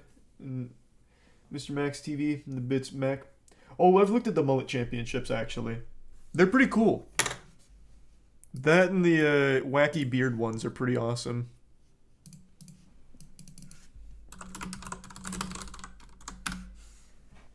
They do these things all the time for beards and mullets and shit. Is that a mullet? He's Dude, the tier 1 extinct. And resub Jonah and Hikikomori. It's all business in the front, but there's a party in the back. When I mullet shake, it gives all the girls a heart attack. Do the mullet shake. Dude, I mean, it's pretty cool. Do the mullet shake. It's all business in the front, but there's a party in the back. When I mullet shake, it gives all the girls a heart attack. Do the mullet shake. Do the mullet shake. Do the mullet shake. But yeah, I keep up.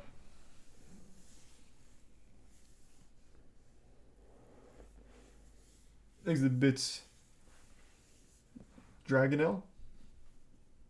We got 4th Dragonelle. Yeah.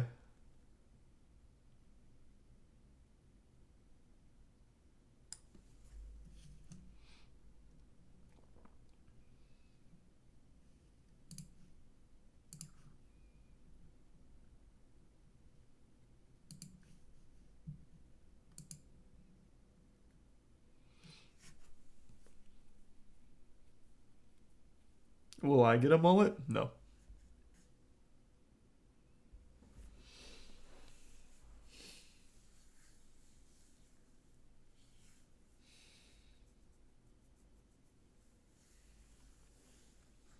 There's a Bits term about EDP. Easy tier 1 snippy. Probably not tonight. Maybe I'll watch that a different night, though.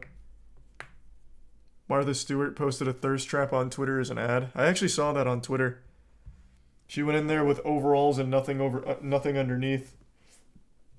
Thanks to Prime Cock Rock. Reminds me of that, what's her name on YouTube? The older lady with absolutely massive tits who for some reason wears no bra, nothing, and then just overalls and gives you like very base level information on motorcycle maintenance. Does anyone know what I'm talking about? I believe Leon Lush did a video on her a long time ago.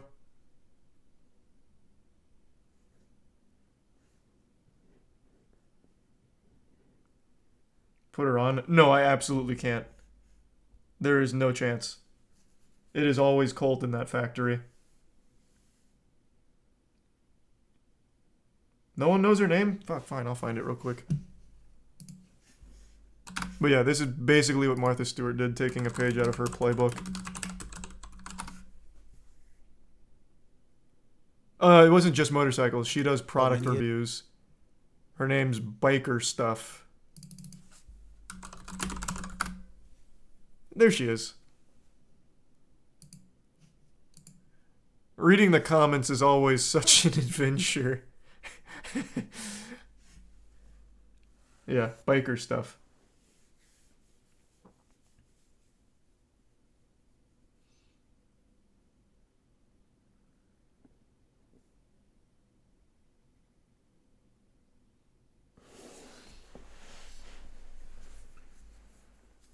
Inspiration behind your cat's name? I don't know, Tiana came up with it. It's like one of the moons of Jupiter or something.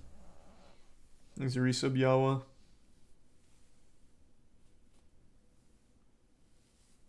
The resub tacos. That's good to hear, Yawa.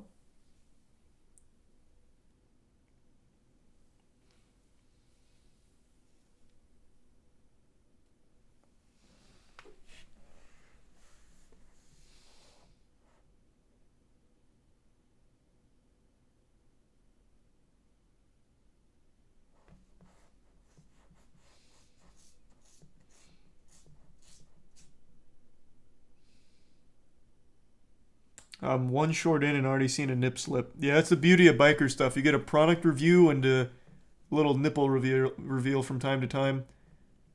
And the comments catalog every single one.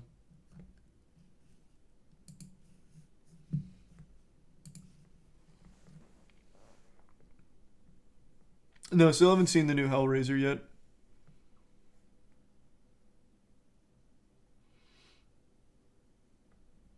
You check out a scary video? Oh. Because it's coming up on Halloween. Okay. Okay, might be onto something. What's the scariest... You know, we haven't checked that out in a while. They don't really make horror shorts anymore from what I've seen. Yeah. Unlucky. How do I just keep getting DC'd from RuneScape? Is there something wrong with the servers right now? What the fuck is going on?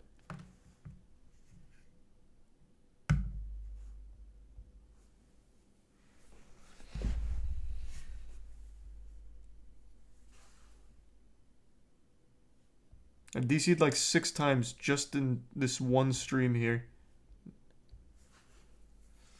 A new Nukes top 5.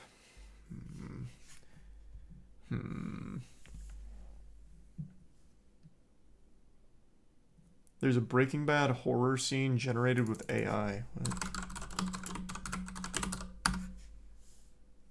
AI scripted Breaking Bad episode. Your name is Walter Hartwell White. You live at 303 Negra Arroyo Lane, Albuquerque. Secure. You call your partner Jesse. Jesse, we need to cook. And I need a large package of balloons. And a package of... Oh, this AI generated a script. It's the third one. Breaking Bad if it was set in another dimension. I see. A crippled little rata. What a reputation to leave behind.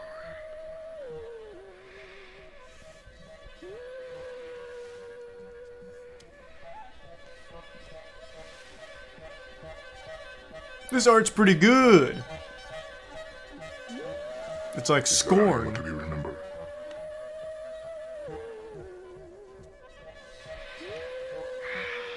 Last chance to look at me, Hector.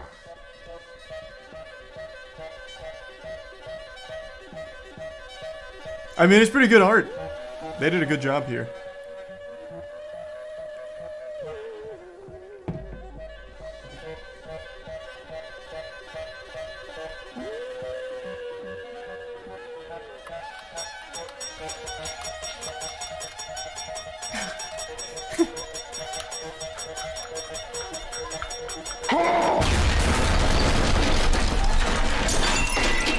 Fuck, this is good. Is this Death Note? Yeah.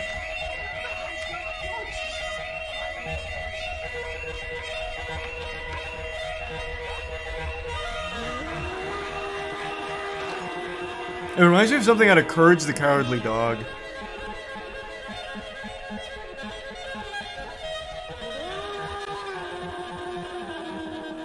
Wow, that was fucking cool.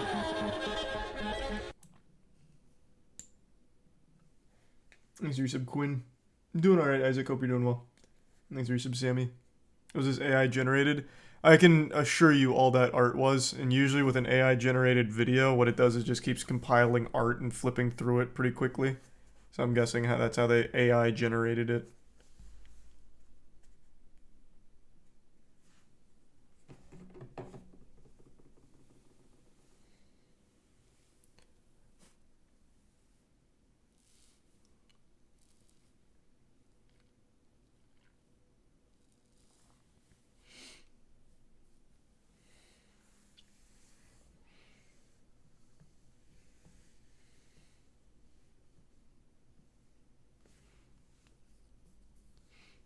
I know there's a new Nukes top 5. I know. It has a really cool title. It's Give You the Brown Pants. Oh, and the Yellow Pants. I didn't even see they uploaded another one. Jesus Christ, it's the full combo. These 5 will give you the brown, and these will give you the yellow. Jesus. No pants are safe. We'll do one Nukes top 5 before it gets too scary. I'll get the brown pants, and that's it.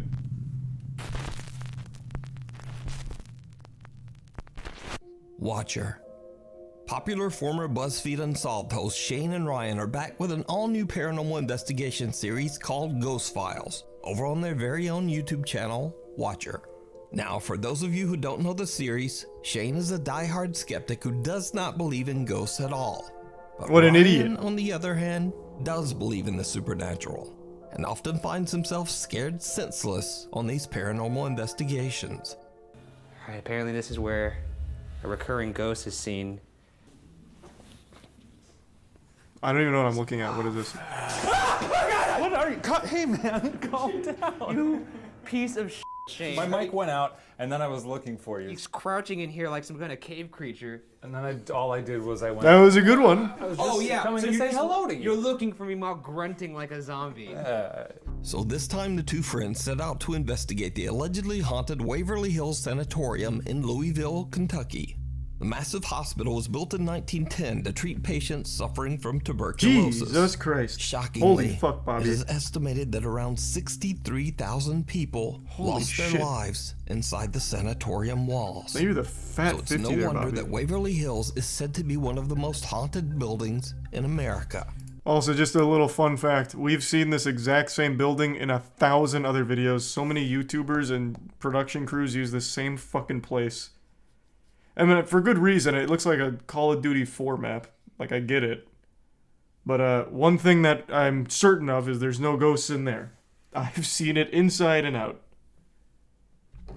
Thanks the resub, Ace. And I really appreciate it, Bobby. Thank you.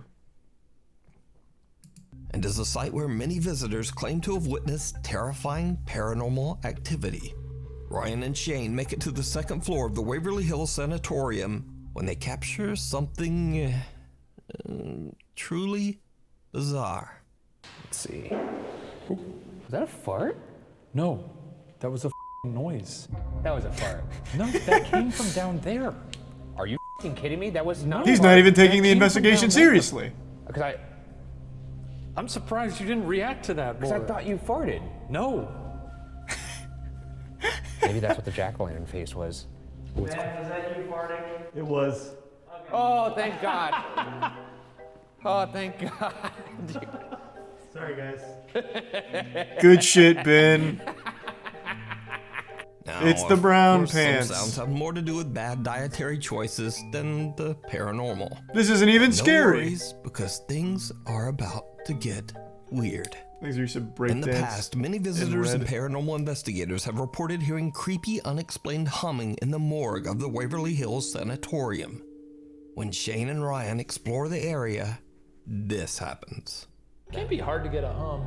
Ghost This guy, time come Ben on, actually just a hum, you don't pukes even have to move and your shits lips around. himself. Just give it a If you could hum a tune, can you hum Yankee Doodle Dandy for us, please? I mean, that's probably the one song they knew back then.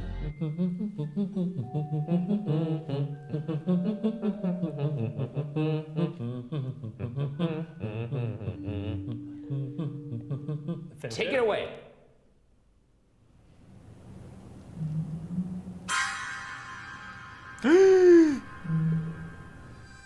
Are you hearing that? Yeah, a little bit. Are you hearing that? The hair on the back of my neck is Oh my God! It wants to A boogie. car outside somewhere, but it did sound like a sort of a low tone somewhere in the building.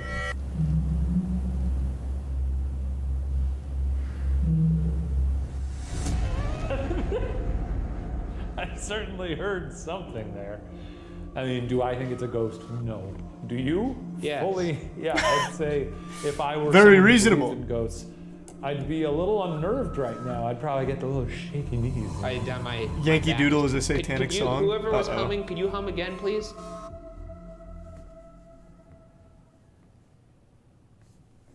Why not just ask it to speak some words? Okay. Well, I'm really glad we didn't hear anything on that one. Tell you what. Why don't we move to the spirit? There was another. What, really? Yeah. Tell you what. Have it use words. He's clearly able to communicate. I didn't hear it. Thank God, I didn't hear it. Something seems to react to the investigator's requests and hums not once, They can't but talk? twice. Well, why can't it hum? Both Shane and The fact it hums tells me that it's able to make noise. Even if you don't want to use words, just like hum viciously. Like you've been bound or something. He wants his presence to be known. Well, then really commit to it. Then I'll believe you. Why is he so fucking shy? Ryan are put a little on edge from what they just experienced. And to this day, they still have no explanation for the creepy sounds. Now, for the final part of their investigation, the guys decide that they will each explore the entire sanatorium, one at a time and all alone. When Shane does his walkthrough investigation of the hospital, he just kinda cracks jokes and trash talks the alleged spirits haunting the sanatorium. Yeah. Y'all wanna play a fucking game? You little punk! I actually have always long been curious if the reason why Shane never gets anything in his solo investigations is because he's an enormous D-bag. I love kids. I love to play games. What I need you to do is roll Yeah, your he's ball just roasting him. to me. Where's my Timmy? To me! And yeah, he's just an enormous D-bag. It's just confirmed. If you don't show yourself, I'm going to make you show yourself to me! But something very strange also happens. Ben shits himself When Shane again. finally makes his way back to Ryan and the rest of the team, he admits that at some point, he believed he might not have been alone. What does that even mean? Oh yeah, was it really How do you scary feel down like there? you're not alone? I did actually hear some stuff. For a minute there, I thought you were up there, like trying to prank me. So I didn't actually react to it in the moment. I love the idea of ghost hunting. It's something we've always wanted to do, but actually doing it is so fucking boring. Unless you set up like little scares, it's just the lamest content. It's just walking around gross buildings. Which I guess has its own like merit of fun, like urban exploring, but it's just so fucking boring. This isn't ghost hunting, but since I went to University of Tampa, that plant center, the plant hall, is considered one of the most haunted places in America I think, or it might be Florida. And we used to go around there late at night listening for things or looking for things, but there's nothing. There never is anything. It's just fucking boring. So you have to like set it up beforehand for it to be fun content or enjoyable. But I love the ideas of I love the idea of it. Well, it sounded like a person walking around upstairs, but I guess not. Are you serious? Did that actually happen upstairs? Because if that didn't happen, that's your best lie you've ever come up with. No, it actually happened. It sounded like there was a person upstairs. It turns out Shane wasn't lying. Do you want to play? Y'all want to play a f***ing game? Oh, See it? fuck! Watch again slower. Do you want to play?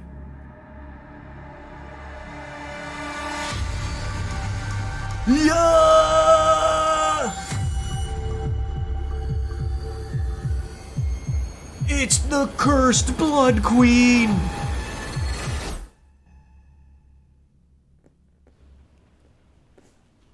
Sick. A creepy translucent figure can be seen standing behind Shane in a doorway. Now, Shane doesn't see the apparition, but he does admit that he heard some strange noises at the exact same moment. So could this be the spirit of a former patient of Waverly Hills Sanatorium? As always, I leave it up to you to decide. You can watch this entire investigation and many more spooky videos of Shane and Ryan exploring haunted places over on the YouTube channel, Watcher.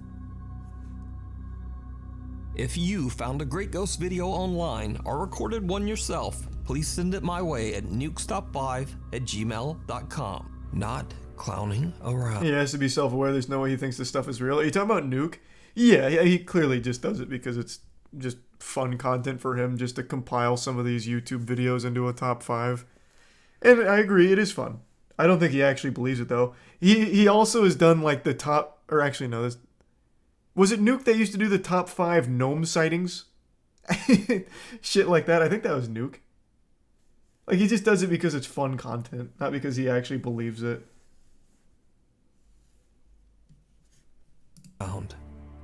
TikTok user Jacob explains in his videos that he's recently inherited his grandmother's house after she passed away. But Jacob says that he can't shake the strange feeling that something in the old house just doesn't want him there. Yeah, it's a gross-ass house. Things just get weirder because Jacob finds a creepy old jester doll that belonged to his grandmother. My grandmother's old house. She left it for me, and when I got here, I saw a bunch of cool stuff.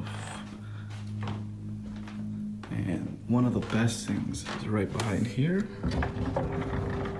Oh yeah. Yeah, what's up, pussy? I call him Jeffrey. Grandma left him for me, I guess. Real creepy. Kinda cute though. Jacob says that when he was a child, the sight of the doll used to terrify him. I can't imagine why. It doesn't really bother him anymore. But then, late one night, Jacob wakes up to hear knocking coming from his bedroom closet. I just heard knocking from the closet. Well, we can at least rule out the possibility that it's the jester doll. He's just hanging out.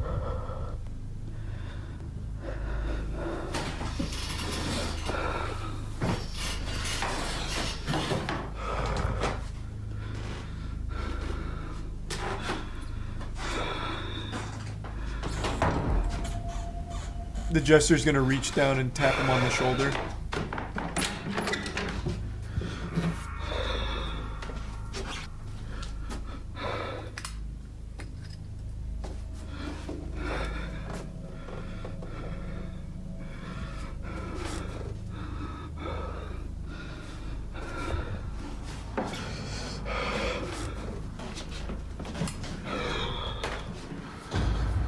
Oh, fuck. Did you see it? Oh, God. Jester doll's head has turned. Before, it was facing the bed, but now it is staring right at Jacob as he closes the closet door, almost as if it's keeping an eye on him. Jacob says that he didn't even realize that the doll had moved at the time and only noticed it later when looking back at his footage. Well, then So why could did it he be that look at Jacob's it and grandmother's panic? home is haunted? Could there be an entity attached Is to Tier the 1 creepy Sonia? jester? Tier 1 Maniac? I'll leave that to you Larissa to Brendan and the decide. 5 gift subs of Ante. A haunted hello. Thank you for that. Christine Wright from the Paranormal Investigation Team, Brian CBS Rookie and Paranormal, Fungus. sets out all alone to explore the so-called, quote, Pirates Graveyard in Portland, England. The scenic cemetery was built You best way back start in believing in ghost 1475 stories. and has gotten its You're odd in one. nickname from the many gravestones that feature carvings of skulls and crossbones. Christine finds herself completely alone when suddenly something happens that she still can't explain to this day. Completely out of the way, so nobody. Oh, hello. Oh. Oh. What? What? Aye, Miss Swan, come out of the bushes. Sure, I saw somebody shouted hello then, or said hello. Christine is all alone when she hears something behind her, and as she turns, she hears a woman nearby clearly say hello. Completely out of the way, so Is there nobody. some ruse? Oh, hello. In Oh. hentai? Oh, hello. Oh, hello. Oh. A bit shocked, she immediately answers back hello. But there's no one there. In fact, there's not even anyone else in the entire area that she's exploring. So could it be that the Pirates Graveyard in Portland, England is haunted by the ghosts of those who are laid to rest there? Probably. Let me know. The devil down below. This next creepy video was recorded on an allegedly cursed river in Indonesia. cursed now, many river? locals claim that a strange creature What the lives in this fuck? river and surfaces only after dark to prey on its victims. Wouldn't a cursed river...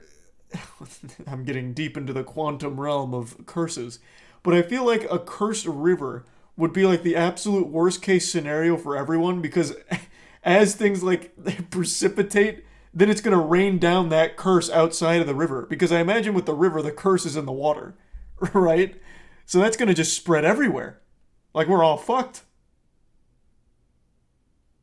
It wouldn't be localized to the river anymore. Unless, of course, it's like the sediment at the bottom, I guess. And the fish, too. Everything's gonna be fucked. So, in the dead of night, 4 friends set out to attempt to capture video evidence of this alleged mysterious creature. The guys drift along the river in their boat for hours until they see something in the water near an abandoned shipwreck. What happens next is downright terrifying. Biarin aja botolnya, biarin aja dia. Biarin aja di kamu. Botolnya. Dia kok push. Oh, god damn it.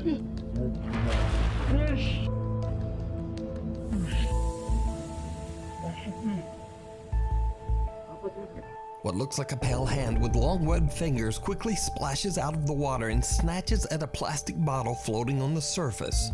Then, it just disappears back into the murky depths from which it came. The 4 friends believe they might have captured the infamous water creature that is said to live in the river. I think we did. But what do you think this is? Let me know. Behind your back. Connor Lyles from Fresno, California is coming home late one evening when he suddenly hears something right behind him. His doorbell camera captures something downright chilling.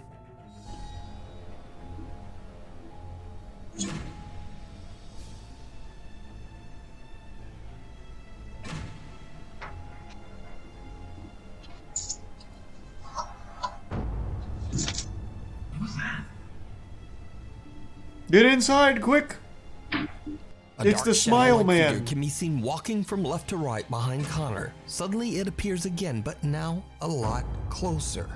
Connor hears something behind him and quickly turns around, but sees no one there. When he checks his doorbell security camera, he sees the bizarre dark figure and realizes that perhaps something was following him. Fake as But fuck, what yeah. do you think is going on here? Is it real? Or I is think it it's all real. Just an elaborate hoax. He's a You 5 gift decide. sub, Sonia. Thank you for that.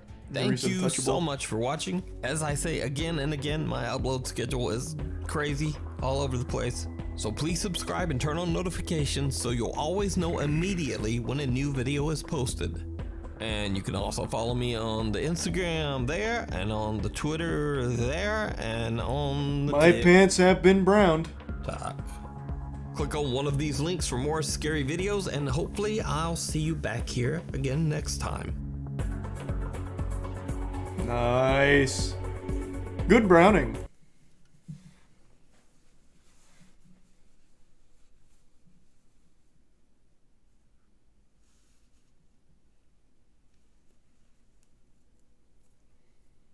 I don't know about that one. That sounds like a very vague search there, Banka. Time for yellow. No, we don't yellow when we brown. You can't mix the two. That's when the demons come out.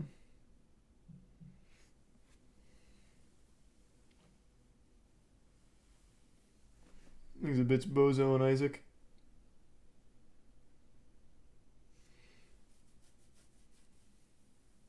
I don't believe your pants are brown. This is one of those times where like I'd actually shit my pants to prove a point, but I just don't have the confidence. I think that'd be like a banger of a joke though. Like I just stand up and I actually did like legitimately shit myself. I think that'd go so hard. But it's also just not worth the effort. Thanks for the bits, Baka. It's peak Australian lore, huh?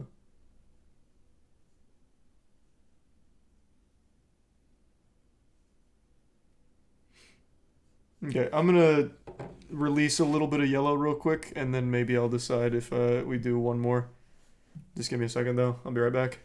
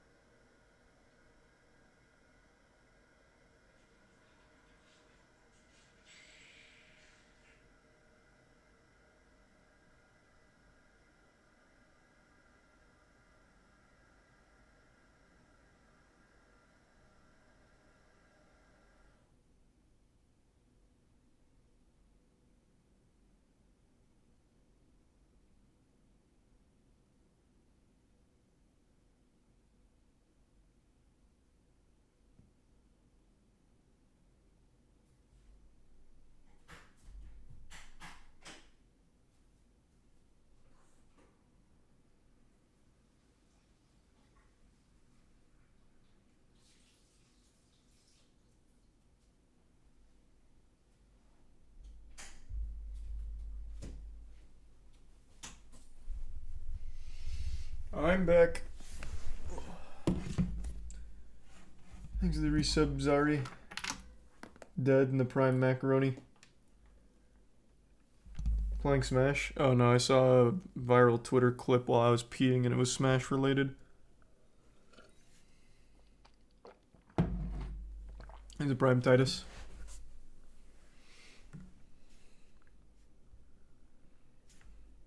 I did wash my hands.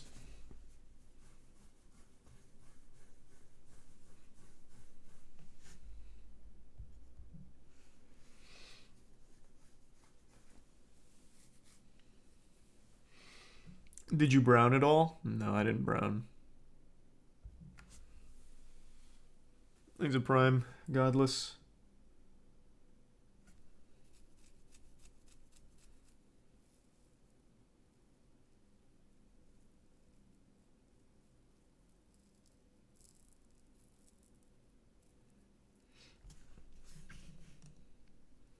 My roommate showed me your Halo montages in 6th grade.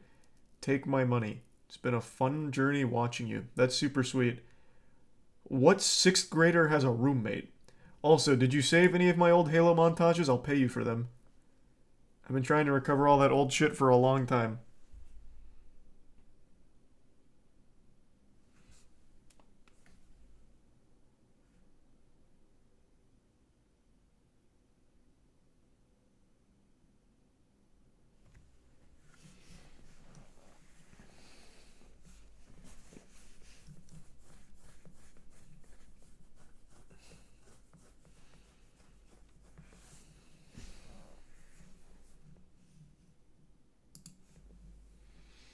The tragic truth about... What is that?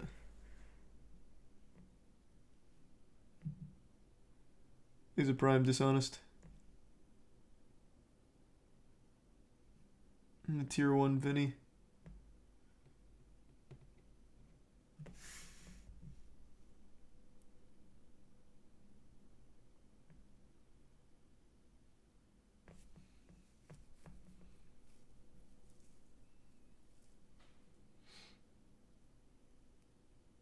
Yellow time? Nah, I think I'll save the yellowing for a different night. I've already browned.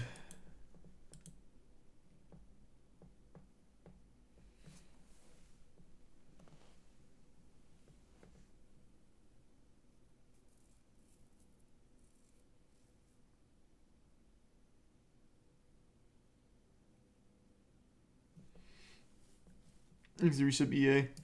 Yeah, you know what? We can watch the new tub tonight, actually. I was going to wait a little bit, but I do want to watch it tonight.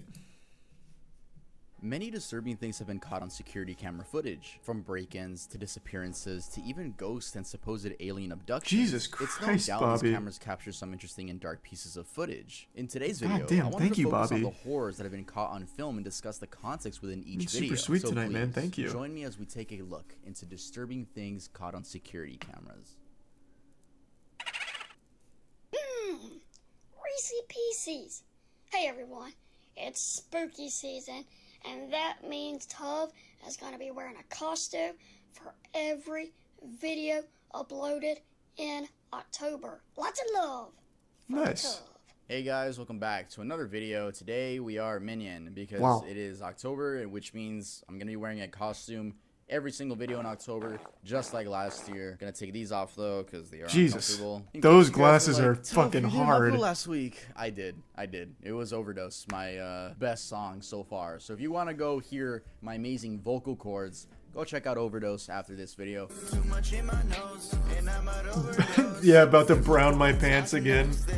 Some disturbing Please stuff. go stream it on Spotify, SoundCloud, Apple Music, all that. Also, sadly, my last Morbid video got demonetized. The one about YouTubers, which is so annoying. Like, bruh, like this is my livelihood. So if I still haven't solved that, because I'm really trying to like talk to YouTube about that one because I know I did nothing wrong. It's such a successful video. Such a successful video. It has 1.6 million views as I'm recording this. And if you guys could help me out and just tag YouTube under my there really wasn't anything that would bad be in it. amazing, Just to get their unlucky. attention. It sucks that I have to do that. I have to fucking tweet to get, you know, my Bro boss's got the attention. minion Yeah, drip. if you guys could help me out, that would be so awesome. I'll leave a link in the description to my The Twitter. goggles You don't look have to nice, if you don't too. want to. If you don't care, that's cool. Also, I think I broke a YouTube world record because I've never heard of a case where YouTube puts your video on the trending tab and then demonetizes it. Like, the trending videos are handpicked by employees. So They they just put hype it on me their up, radar and and then want we're to like, oh, yeah, you're demonetize just it not for gonna them. get fucking paid for this video. But also, speaking of like social medias, I'm almost at 100,000 on Instagram. So if you guys could follow me on there, that would be amazing. And I also figured I'd update you guys on the tattoo, the Charlie tattoo that I was planning on getting. I got it like a week after I went to Florida. It's right here. I'll put it in. Yes, sir. Got a little penguin on the iceberg, tip of the iceberg. I didn't draw that, by the way. Charlie. But yeah, in October, I want I can't to draw that make well. more scary videos, I guess. More scary. I guess all my content is morbid, but I want to focus a little bit just on scary stuff. So let me try something. I'm gonna try something different. Can you guys just watch the video all the way through? Like, give me that watch time. Like, we'll destroy the algorithm. Thanks if to you the guys bits, just give me watch Rose, time. or That's how it works. resub If you guys Rosa. watch it all the way through. Just do it. Just do it. Just like, what if I just tell you guys to watch the video all the way through?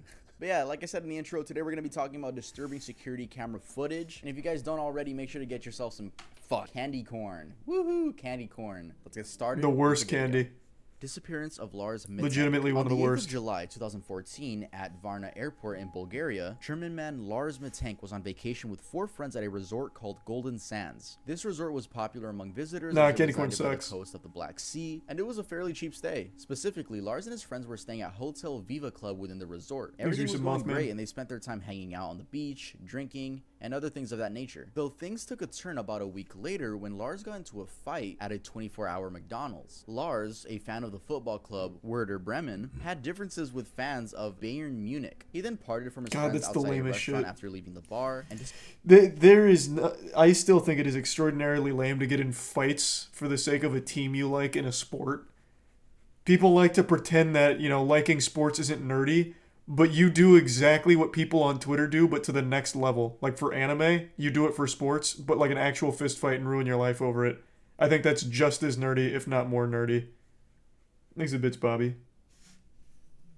disappeared for the rest of the night. Lars turned up at the resort the following morning and told his friends he was beaten by 4 men hired by the group in the bar who he had a disagreement with the night before. The fight resulted in Lars having an injured jaw and ruptured eardrum. He went and saw a doctor who advised him to not fly due to his injury because the high altitude pressure could make things worse. So he prescribed the antibiotic cefprozil. Lars's friends wanted to stay with him, but he insisted he was fine on his own. And he told them they could go back home without him. He'll just stay to recover. So they did. They left without him. Lars checked out of the resort the same time as his friends and checked into the hotel Color Varna for one night. The hotel was cheap and close to the airport. However, a day after his friends left, he began to act paranoid. While at the hotel, Lars called his mother, and in a whisper, he told her that people were trying to kill him or rob him, and that she should cancel his credit cards. The security cameras in the hotel recorded him pacing up and down the halls, looking out windows, and hiding in an elevator. This is sad. At 1 in the morning, he left the hotel before returning about an hour later. It's not known what he did in this period of time. In the morning, he once again called his mother, telling her that the people pursuing him were getting closer. Lars was last seen at Varna Airport on July 8th, 2014, the day he was planning on going back to Germany. He texted his mother that he had arrived at the airport. He went to consult with the airport doctor, Dr. Kosta Kostov, and Kostov would later describe his behavior as nervous and erratic. According to Kostov, he told Lars that he was fine and he could return home. However, Lars didn't leave his office, expressing doubt about the medication that he was taking. At that time, a construction worker entered the office. The airport was undergoing renovation at the time, so it was pretty normal for a construction worker to come into an office and ask, hey, what else do you need me to do? You know, stuff like that. Kostov said that Lars then began to tremble. He yelled, I don't want to die here. I have to get out of here. He then got up and fled the office. He left all of his luggage, which included his wallet, cell phone, and passport. He was captured by airport security cameras fleeing the terminal. Once outside, he can be seen on the footage jogging away from the airport, climbing a fence, running into a meadow, and sprinting off camera. This was the last time Lars Mitek was ever seen.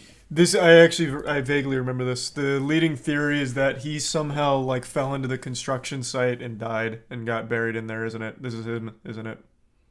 I actually remember this now vaguely. Or am I thinking of someone else? Oh, that's the wrong guy? Oh, different guy. Oh, never mind then. Maybe I don't know anything about this. The construction really checked out, though. Do you guys know who I'm talking about, though?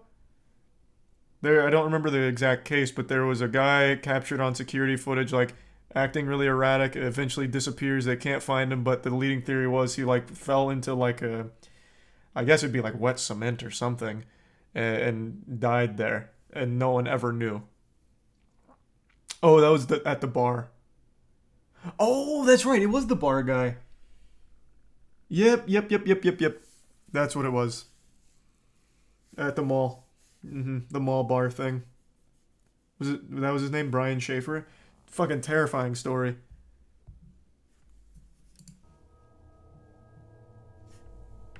Thanks, resub Drew. In the prime. Goralpsby.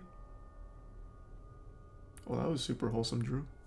A lot of people think that he just got brain damage from the fight and that he just went insane after that. The running into nothingness, it's so scary. And then never being seen again, bro. Truly horrifying. Imagine the last place you're seen is through a 180p security camera. Jesus. Like, that sucks. That sucks so much. Wow.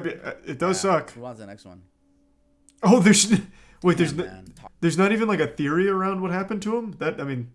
That's it? Man just straight vanished?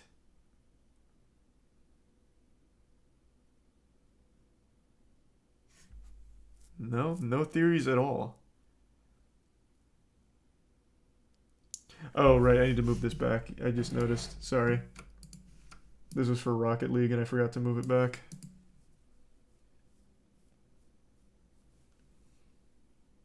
These are the bits regular. Talking about like disturbing security camera footage really makes me it makes me want to write, but thankfully, Jesus Christ, this is such a bad fucking ad. You guys gonna thanks to 5 gift subs, Isaac. But thankfully, resub Froggy. we have the Earl Thanks, notebook. We sell notebooks at earldoesn'texist.com. This is not our specialty. This is like a thing for the fall drop. This is never gonna be sold again. It's not our main thing. I just needed a segue to. What a weird segue after the disappearance of a guy. Make you want to write. We have zip up hoodies. Yeah, look at that. A zip up hoodie. Maybe y'all don't like pullover hoodies. That's okay. We got zip ups. We have so many things at the store. Please make sure to visit earldoesn'texist.com because sometimes YouTube, my boss, gives me limited ads. Slap my popcorn. Demonetization. You guys buying from Earl helps me a ton. It helps. It's genuinely like the #1 way to support me. Thank you guys for buying at Earl. We have that goal of being a mainstream brand one day. Make sure to go shop at earldoesn'texist.com and get yourself something nice for fall. But the guy vanished because he didn't buy my merch. Jameson family disappearance. On October 8th, 2009, in Eufaula, That's the leading Oklahoma, theory. A family of 3 went missing, and till this day, no one knows what led up to their mysterious deaths. Bobby Dale Jameson, his wife Sherilyn, and their 6-year-old daughter Madison seemed to live pretty normal lives until family members noticed they were gone. A police search began and their truck was found in Latimer County, which is an hour away from their home. In the past few months, the family had been looking for 40 acres of land to buy, where they planned to live in their storage shed. But the items found in their truck indicate that they weren't planning on disappearing forever. Inside, investigators found their IDs, wallets, phones, Sherilyn's purse, and even the family dog, which was alive but extremely malnourished. Dude, this thing is choking me. Y'all, leave a like, because I'm getting choked, bro. Leave a like, subscribe, buy Earl. Y'all know what to do. They also found $32,000 in cash, and police still don't know where they got that money from. Some investigators suspect that they probably just took it out. Selling or buying drugs. But also, why would you take your daughter to a drug deal? Doesn't really make that much sense. Not only that, but in a cell phone in the car, they found this creepy photo of the daughter in the woods the day the family disappeared. It was impossible to tell from the condition of the truck if they had left voluntarily or had been forced out of the car by someone else. A search party was formed and investigators combed through miles of woods and surrounding area looking for any trace of the Jameson family, but nothing was found. On November 16th, 2013, 4 years later, just 3 miles away from where the truck was parked, hunters stumbled upon the partial remains of 2 adult skeletons and 1 child skeleton. Forensic testing proved that it was the Jameson family, but due to how decomposed the bodies were, they couldn't find a cause of death. So the police decided to open the case back up again and check through the family security footage. What they found was extremely odd. In the video, the couple is seen going back and forth between the house and the truck, packing up their things. And in the video, they didn't interact once. And they seemed to be bringing and taking the same stuff from the house. Prior to their disappearance, Bobby Dale had gone to his pastor and claimed that his home was haunted, saying that he had 2 to 4 ghosts on the roof. Jesus Sherilyn Christ. had also purchased a satanic Bible, allegedly as a joke. However, Bobby Dale confessed to his pastor that Yeah, he had that's read it, definitely a leading some people to murder-suicide. believe that witchcraft may have been a factor in their deaths. Sherilyn's mother believed that the Jamesons had somehow gotten involved with a cult and were murdered by violent members, but she Nah. never named the cult, and there's no evidence supporting that theory. Nah, I think that's definitely Easy like a home murder-suicide. breaking. On That's January 10th, fucking 2019, awful. in Birmingham, which is in the United Kingdom, a thief was caught on an inner home security camera. First, he triggers the patio light, which he doesn't care about, and then shines his flashlight inside the home to see what he can take. He then proceeds to pick the lock on the sliding glass door and eventually is successful. He slides the door and listens in for a while before leaving the scene in a hurry.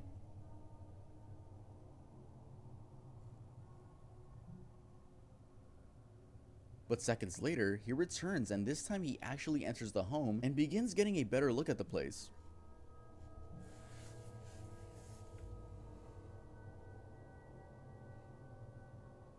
Then the house alarm goes off and he makes a run for it, for good this time. Keep in mind, the homeowners were in the house the whole time. They were upstairs and they were fucking horrified seeing how deep someone got into their house. One of the homeowners explained on Facebook, "So last night at around 12:30 a.m. we got broken into by this scumbag. Luckily he fled by our house alarm, but still managed to break our patio lock completely and get into the living room. Absolutely mind-boggled that someone was in my house while I was asleep. We noticed a car come down the road and pass our house twice just a few minutes before this man ran up our drive. The car looks like a black BMW 1 Series. CCTV also shows he has a funny limp with his walk. Someone must recognize this. Honestly gutted. Hopefully the Does he have a scumbag will be limp? caught It as didn't soon look as like it. It well looked what like he he was doing. sneaking like a Really is scary cartoon how character. quiet the thief was and how deep he got into the house. And luckily for them, they had a camera inside the home, which I don't really see most homes do. It's usually businesses that have inner security cameras. The person was never caught, in case you're wondering. I mean, they're wearing a mask. You can't really do anything about that one. But yeah, I thought this was a scary one to add to the list. Let's continue.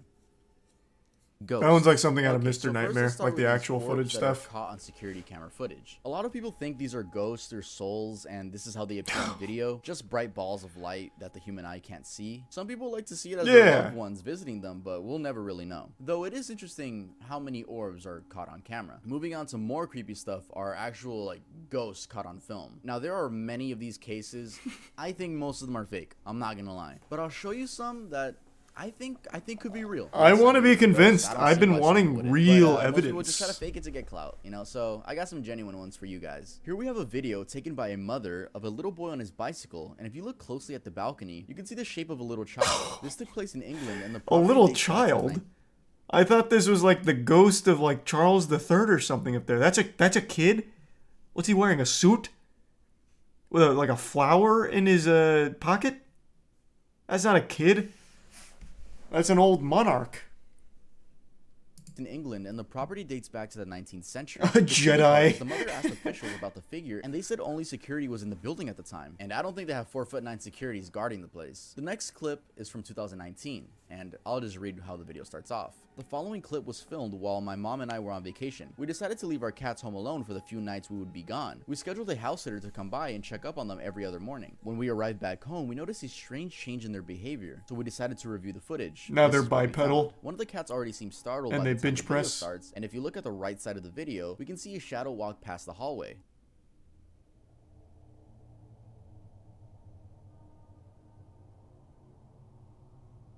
Oh shit. Then we see this table shake and the door open.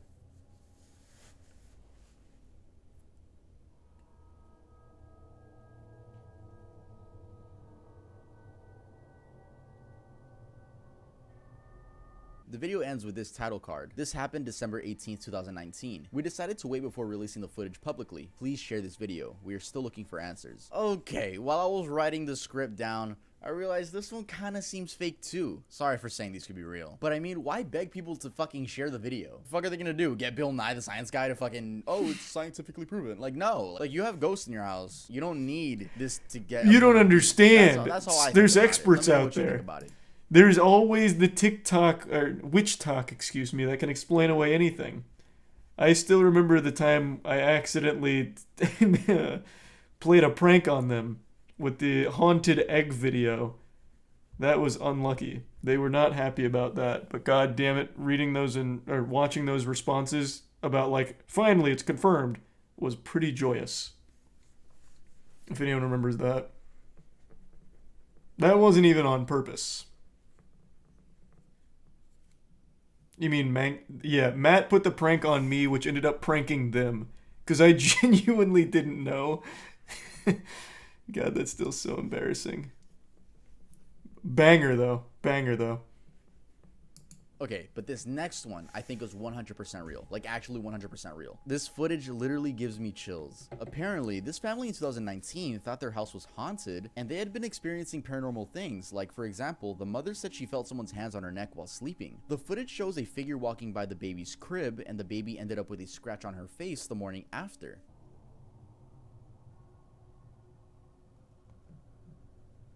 Thanks, resub frogs.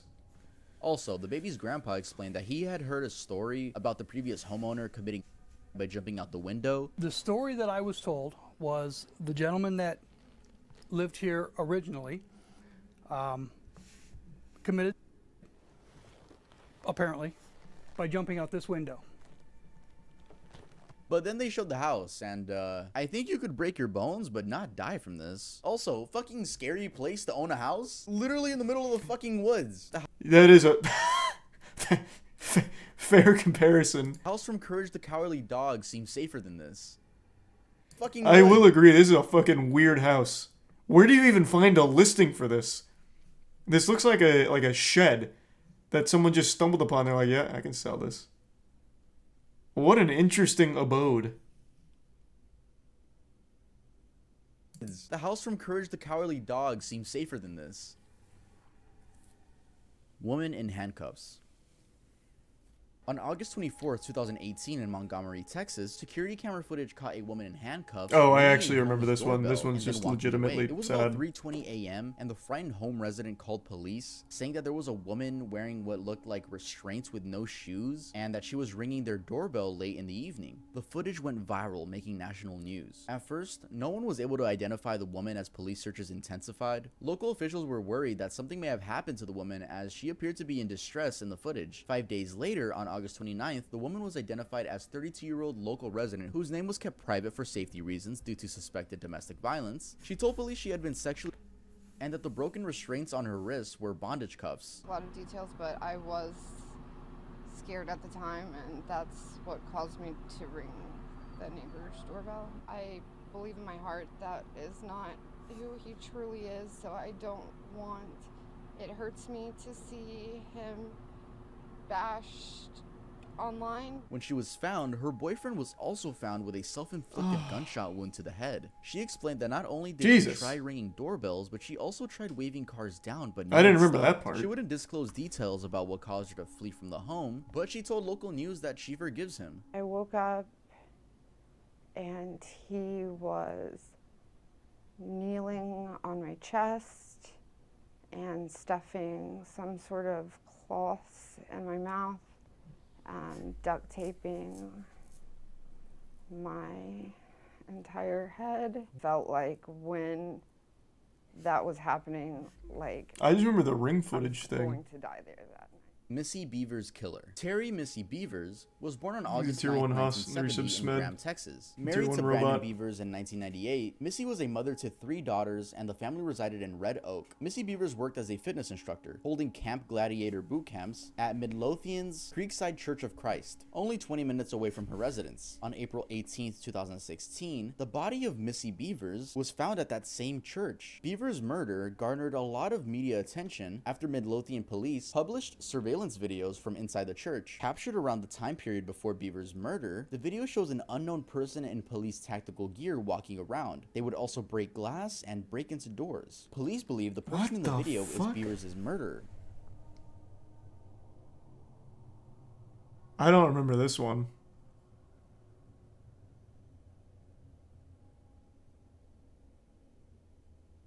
Where can you even get tactical gear like this without being a police officer? Initial case, but It's not solved yet, and I don't know if it ever will be. Before dawn on April 18, 2016, there was a heavy thunderstorm. The night before her murder, you can buy that on informed her Amazon? students that the fitness class would be held inside, as opposed to the typical site at the parking lot. That looks was last official seen on as fuck. surveillance tapes arriving at 4:18 in the morning. Shortly after 5 in the morning, a student entered the class, stumbling upon Beavers' body. She was pronounced dead not long after the police arrived, and she was found with several puncture wounds to the head and chest. A police warrant alleged that these wounds were consistent with tools the suspect was carrying throughout the building. Although police did not confirm whether it was a weapon of murder, the hammer was found alongside other tools near her body. At first, the investigators were sure the suspect was a man. However, as time went by, more and more people had begun to suspect that it's actually a woman under that costume. Investigators shared another potential clue. The suspect appeared to be walking slowly, sometimes steadying themselves with the wall and having trouble moving their right foot or leg. In 2021, a forensic podiatrist contested both claims, alleging that the walk was affected by the weight of the gear and the weapons, and there's no relationship between the walk and the gender. Initially, a reward was set at $10,000 before doubling to $20,000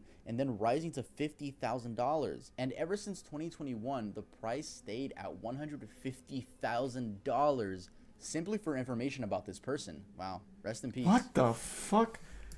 This doesn't really look like a costume you'd buy on Amazon, though. I mean, granted, I've never tried to buy police tactical gear, but this looks like the whole shebang. Like, that shit looks super official.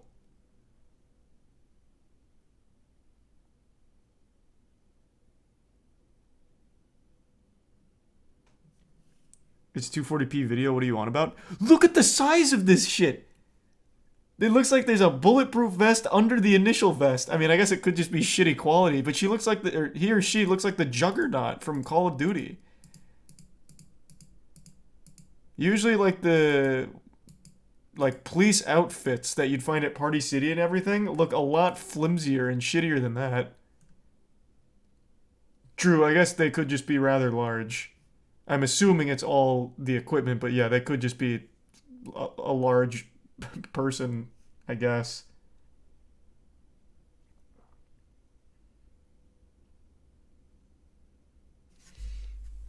I suppose. Not that intense. I don't know. I'm pretty impressed by it. It seems like official gear. At least compared to the other shit you ever see from, like, police costumes that you'd find on Amazon and eBay.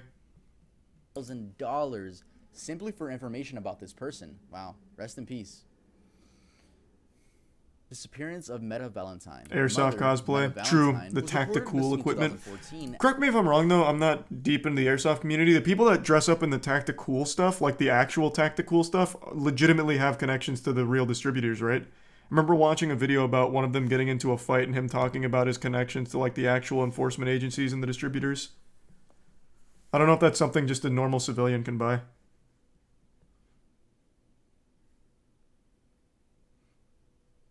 Not always. Okay. Maybe it was just that one guy then. After she failed to show up for Bible study. The last footage of her was this surveillance video taken from outside of her apartments. Thanks, resub CJ.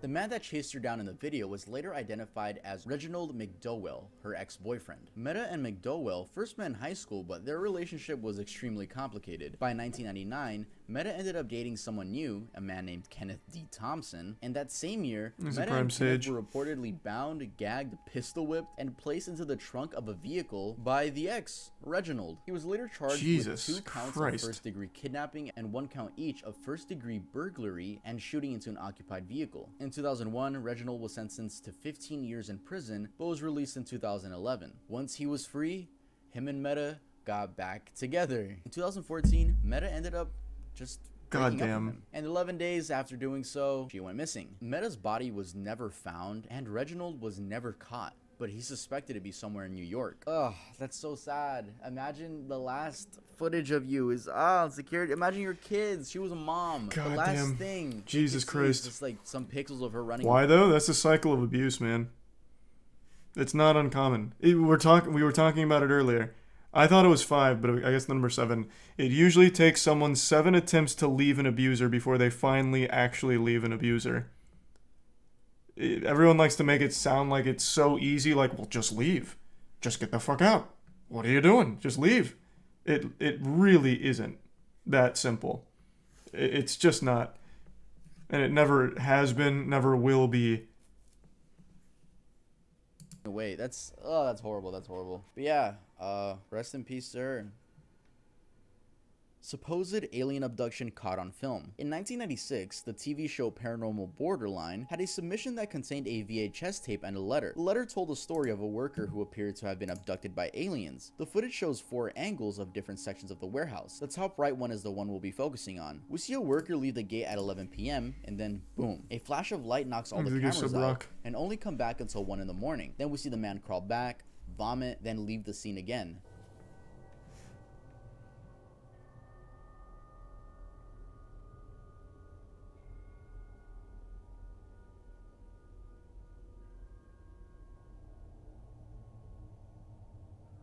Apparently the man quit his job and moved away. Now, I know this one's most likely fake, and it's already extremely corny, but let's hear what a UFO researcher has to say about this same footage. I work with many people that a UFO researcher, suffer from post-traumatic stress disorder.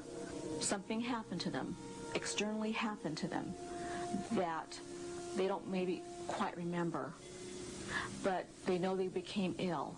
They know that, you know, they came back and it was 1 o'clock in the morning, and what happened? I just opened the gate and it was 11:15, and then next thing I remember, it's 1 o'clock in the morning and I'm sick to my stomach. That's it for this video, guys. Thank you so much for watching. I always love the UFO research community. If you are new, some of them channel, I upload a bunch I of think are videos. totally fine, but then some go too hard. Career. You want to go check that out? No, okay. My Thanks music for is Big good. Ed. Like, I C think my and the music Prime good. Milk. Go give it a try. The But 5 yeah, subs robot. Earl, Thank you, please, robot. That's the most direct way of supporting me. I have Patreon too. Shout out all my patrons. Earl's cool. Thank you, sub Siso. They didn't explain anything. Yeah, more videos in October, more costumes, and follow me on my socials. You guys always keep up with me on there, so that's amazing. I'll see you guys next time I upload. These are 5 good subs. Sonia again. Oh, I always check in on the UFO subreddit. I'm very active on there as like as a watcher. Oh, speaking of watcher, you guys remember that story that I was talking about quite a long time ago, and then researched about the Watcher? You guys know they made a Netflix show off of that? I didn't watch it. Tiana watched it. I caught pieces of it. It seemed good. It sucks. Oh, is it not good? From the little bits and pieces I saw, it looked pretty okay to me.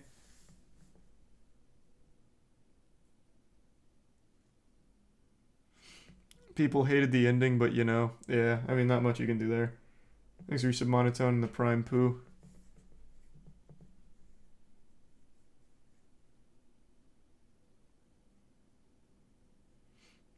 Thanks for some Raz.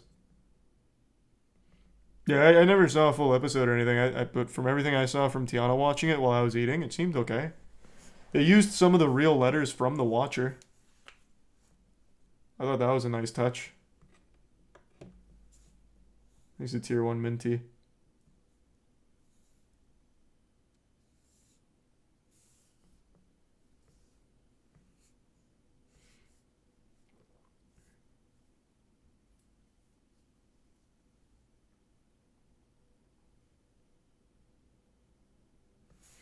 Thanks to resub Snuggy.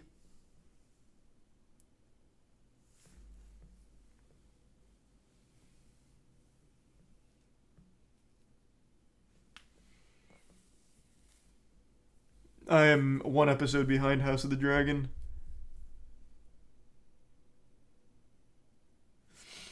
Yeah, the actual story it's based on, I think, is interesting, though not exciting. The actual story of the Watcher is not super dissimilar from how the show portrays it, at least from what I've seen. Family moves into a house, the family's from New Jersey, and they immediately start getting these really weird letters talking about like watching them, giving a lot of details about the people in the house, then saying shit like, oh, the young blood in the basement and shit like that. But as I recall, at least my theory was that it was not the husband. Well, actually, I won't get into it because it might be spoilers for the show. I haven't actually like watched the show itself. But I thought it was pretty interesting, like the story itself, just not an exciting story in real life.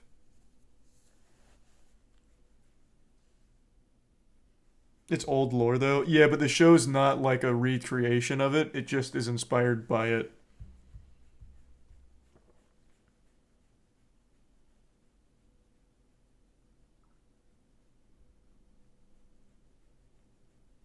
No, I never really got big into Little Big Planet.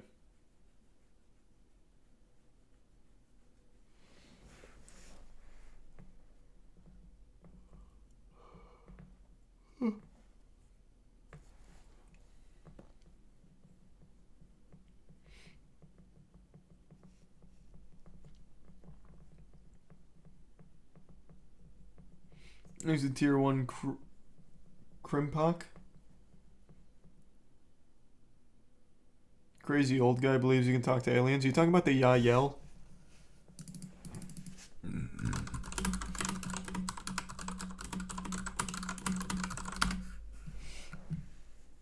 Oh, this is not the guy that channels the Yael.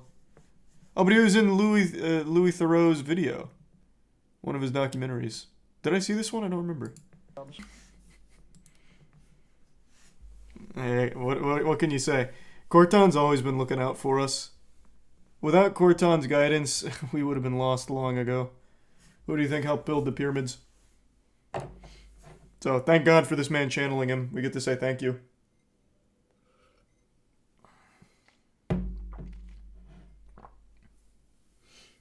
These are some Pop-Tart and Bean and Commander and the Prime War Piggy.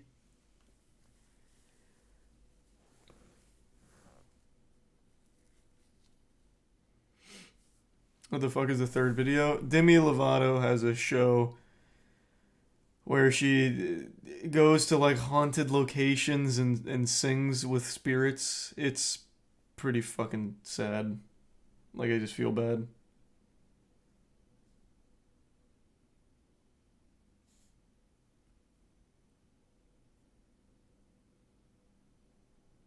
Thanks for 5 gift subs again, Sonia.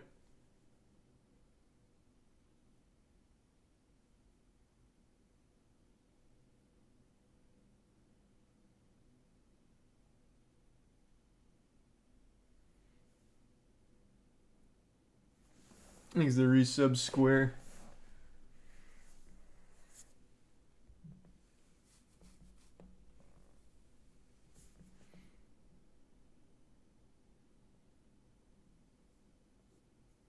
Thanks to the bits drum.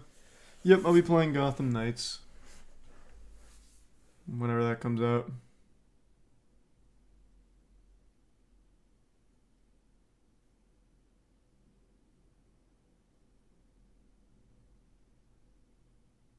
Gotham Knights isn't out yet. I think it comes out at the end of the month. Let me see. Comes out...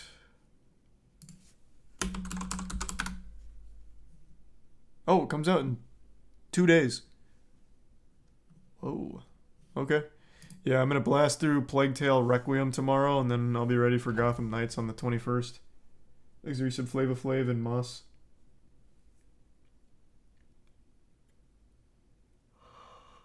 Am I going to play Bayo 3?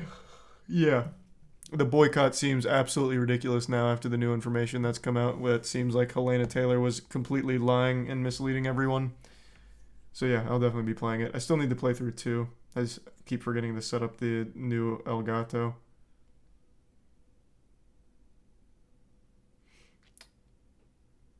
TLDR on the new info? Yeah, people that worked on the contract came forward with an article to Bloomberg and was reviewed by Bloomberg. Then Bloomberg has said that the offer was actually $4,000 per session, not $4,000 total.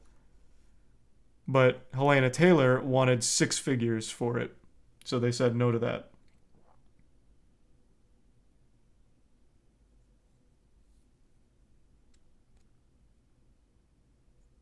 Thanks for your sub, Carl. Isn't it pretty much he said, she said at this point? Yeah, but right now there's no one besides Helena Taylor saying the 4,000 thing, and the Bloomberg article came from people that worked on the contract and was confirmed by other sources inside the industry as well that were familiar with the contract. So I think that one has a little more weight to it. But we'll see.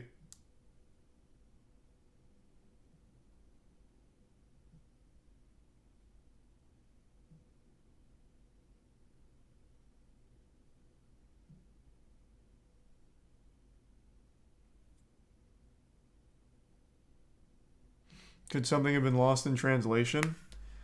I don't think so, because she even said she wrote to Camilla. I feel like at that point she had to have had like a translator or something if it wasn't being delivered properly. Like there's no way it gets that far without her actually knowing what the offer is. Thanks, Resub Ginger.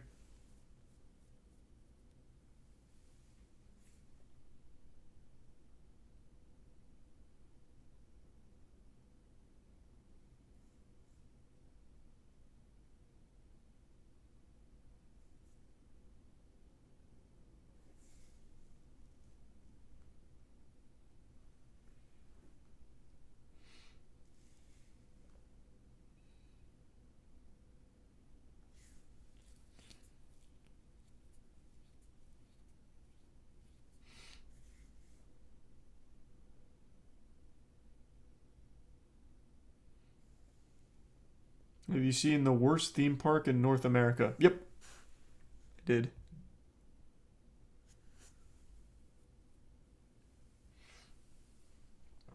Don't know why she'd lie, though. I don't know either. She doesn't get anything out of it. Just ruined her own career. If it's confirmed, which it seems like it's getting pretty close to, since all of that's been reviewed and confirmed by sources inside with the contract. Now it's just a matter of, do they want to make a formal statement or not? But I'd be very curious to see Helena Taylor. I mean, it'd be very easy to prove her side if she's just like, she already broke the NDA, so she could just show the paperwork of the $4,000 offer. It should be super simple.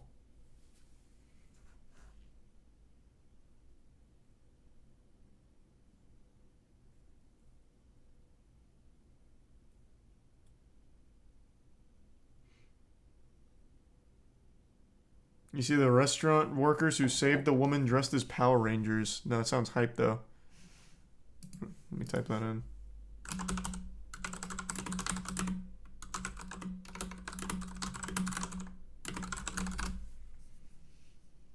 Power Rangers save woman being attacked in California restaurant. Holy fuck.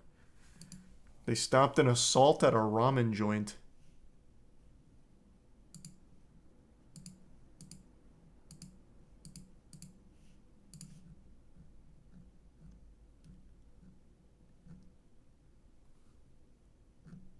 Yeah, it looks like a fight broke out, and some people that were dressed as Power Rangers came in and broke that shit up.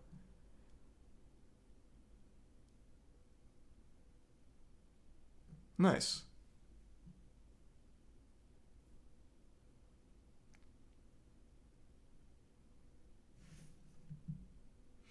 By the way, make sure you play Gotham Knights on PC. It got confirmed that PS5 and Xbox Series X versions will only run at 30 FPS, no performance mode. Yeah, I heard that last week.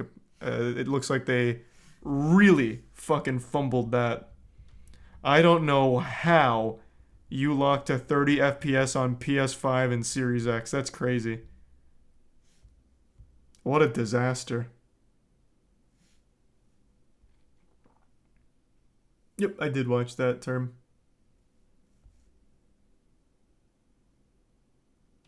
Thanks, Risa Payton. Alright, I think I'm gonna go take a shit and then go to bed. Tomorrow, though, it'll be an early stream. I want to play through the new Plague Tale game. I'll probably start and finish it tomorrow.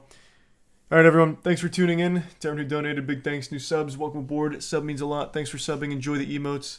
Thanks to the resub. Cuzzy in the bits term. Hope you all have a wonderful rest of your evening, and I will see you all early tomorrow. I'll throw you on over to Caleb. He's grinding out some more Overwatch tonight.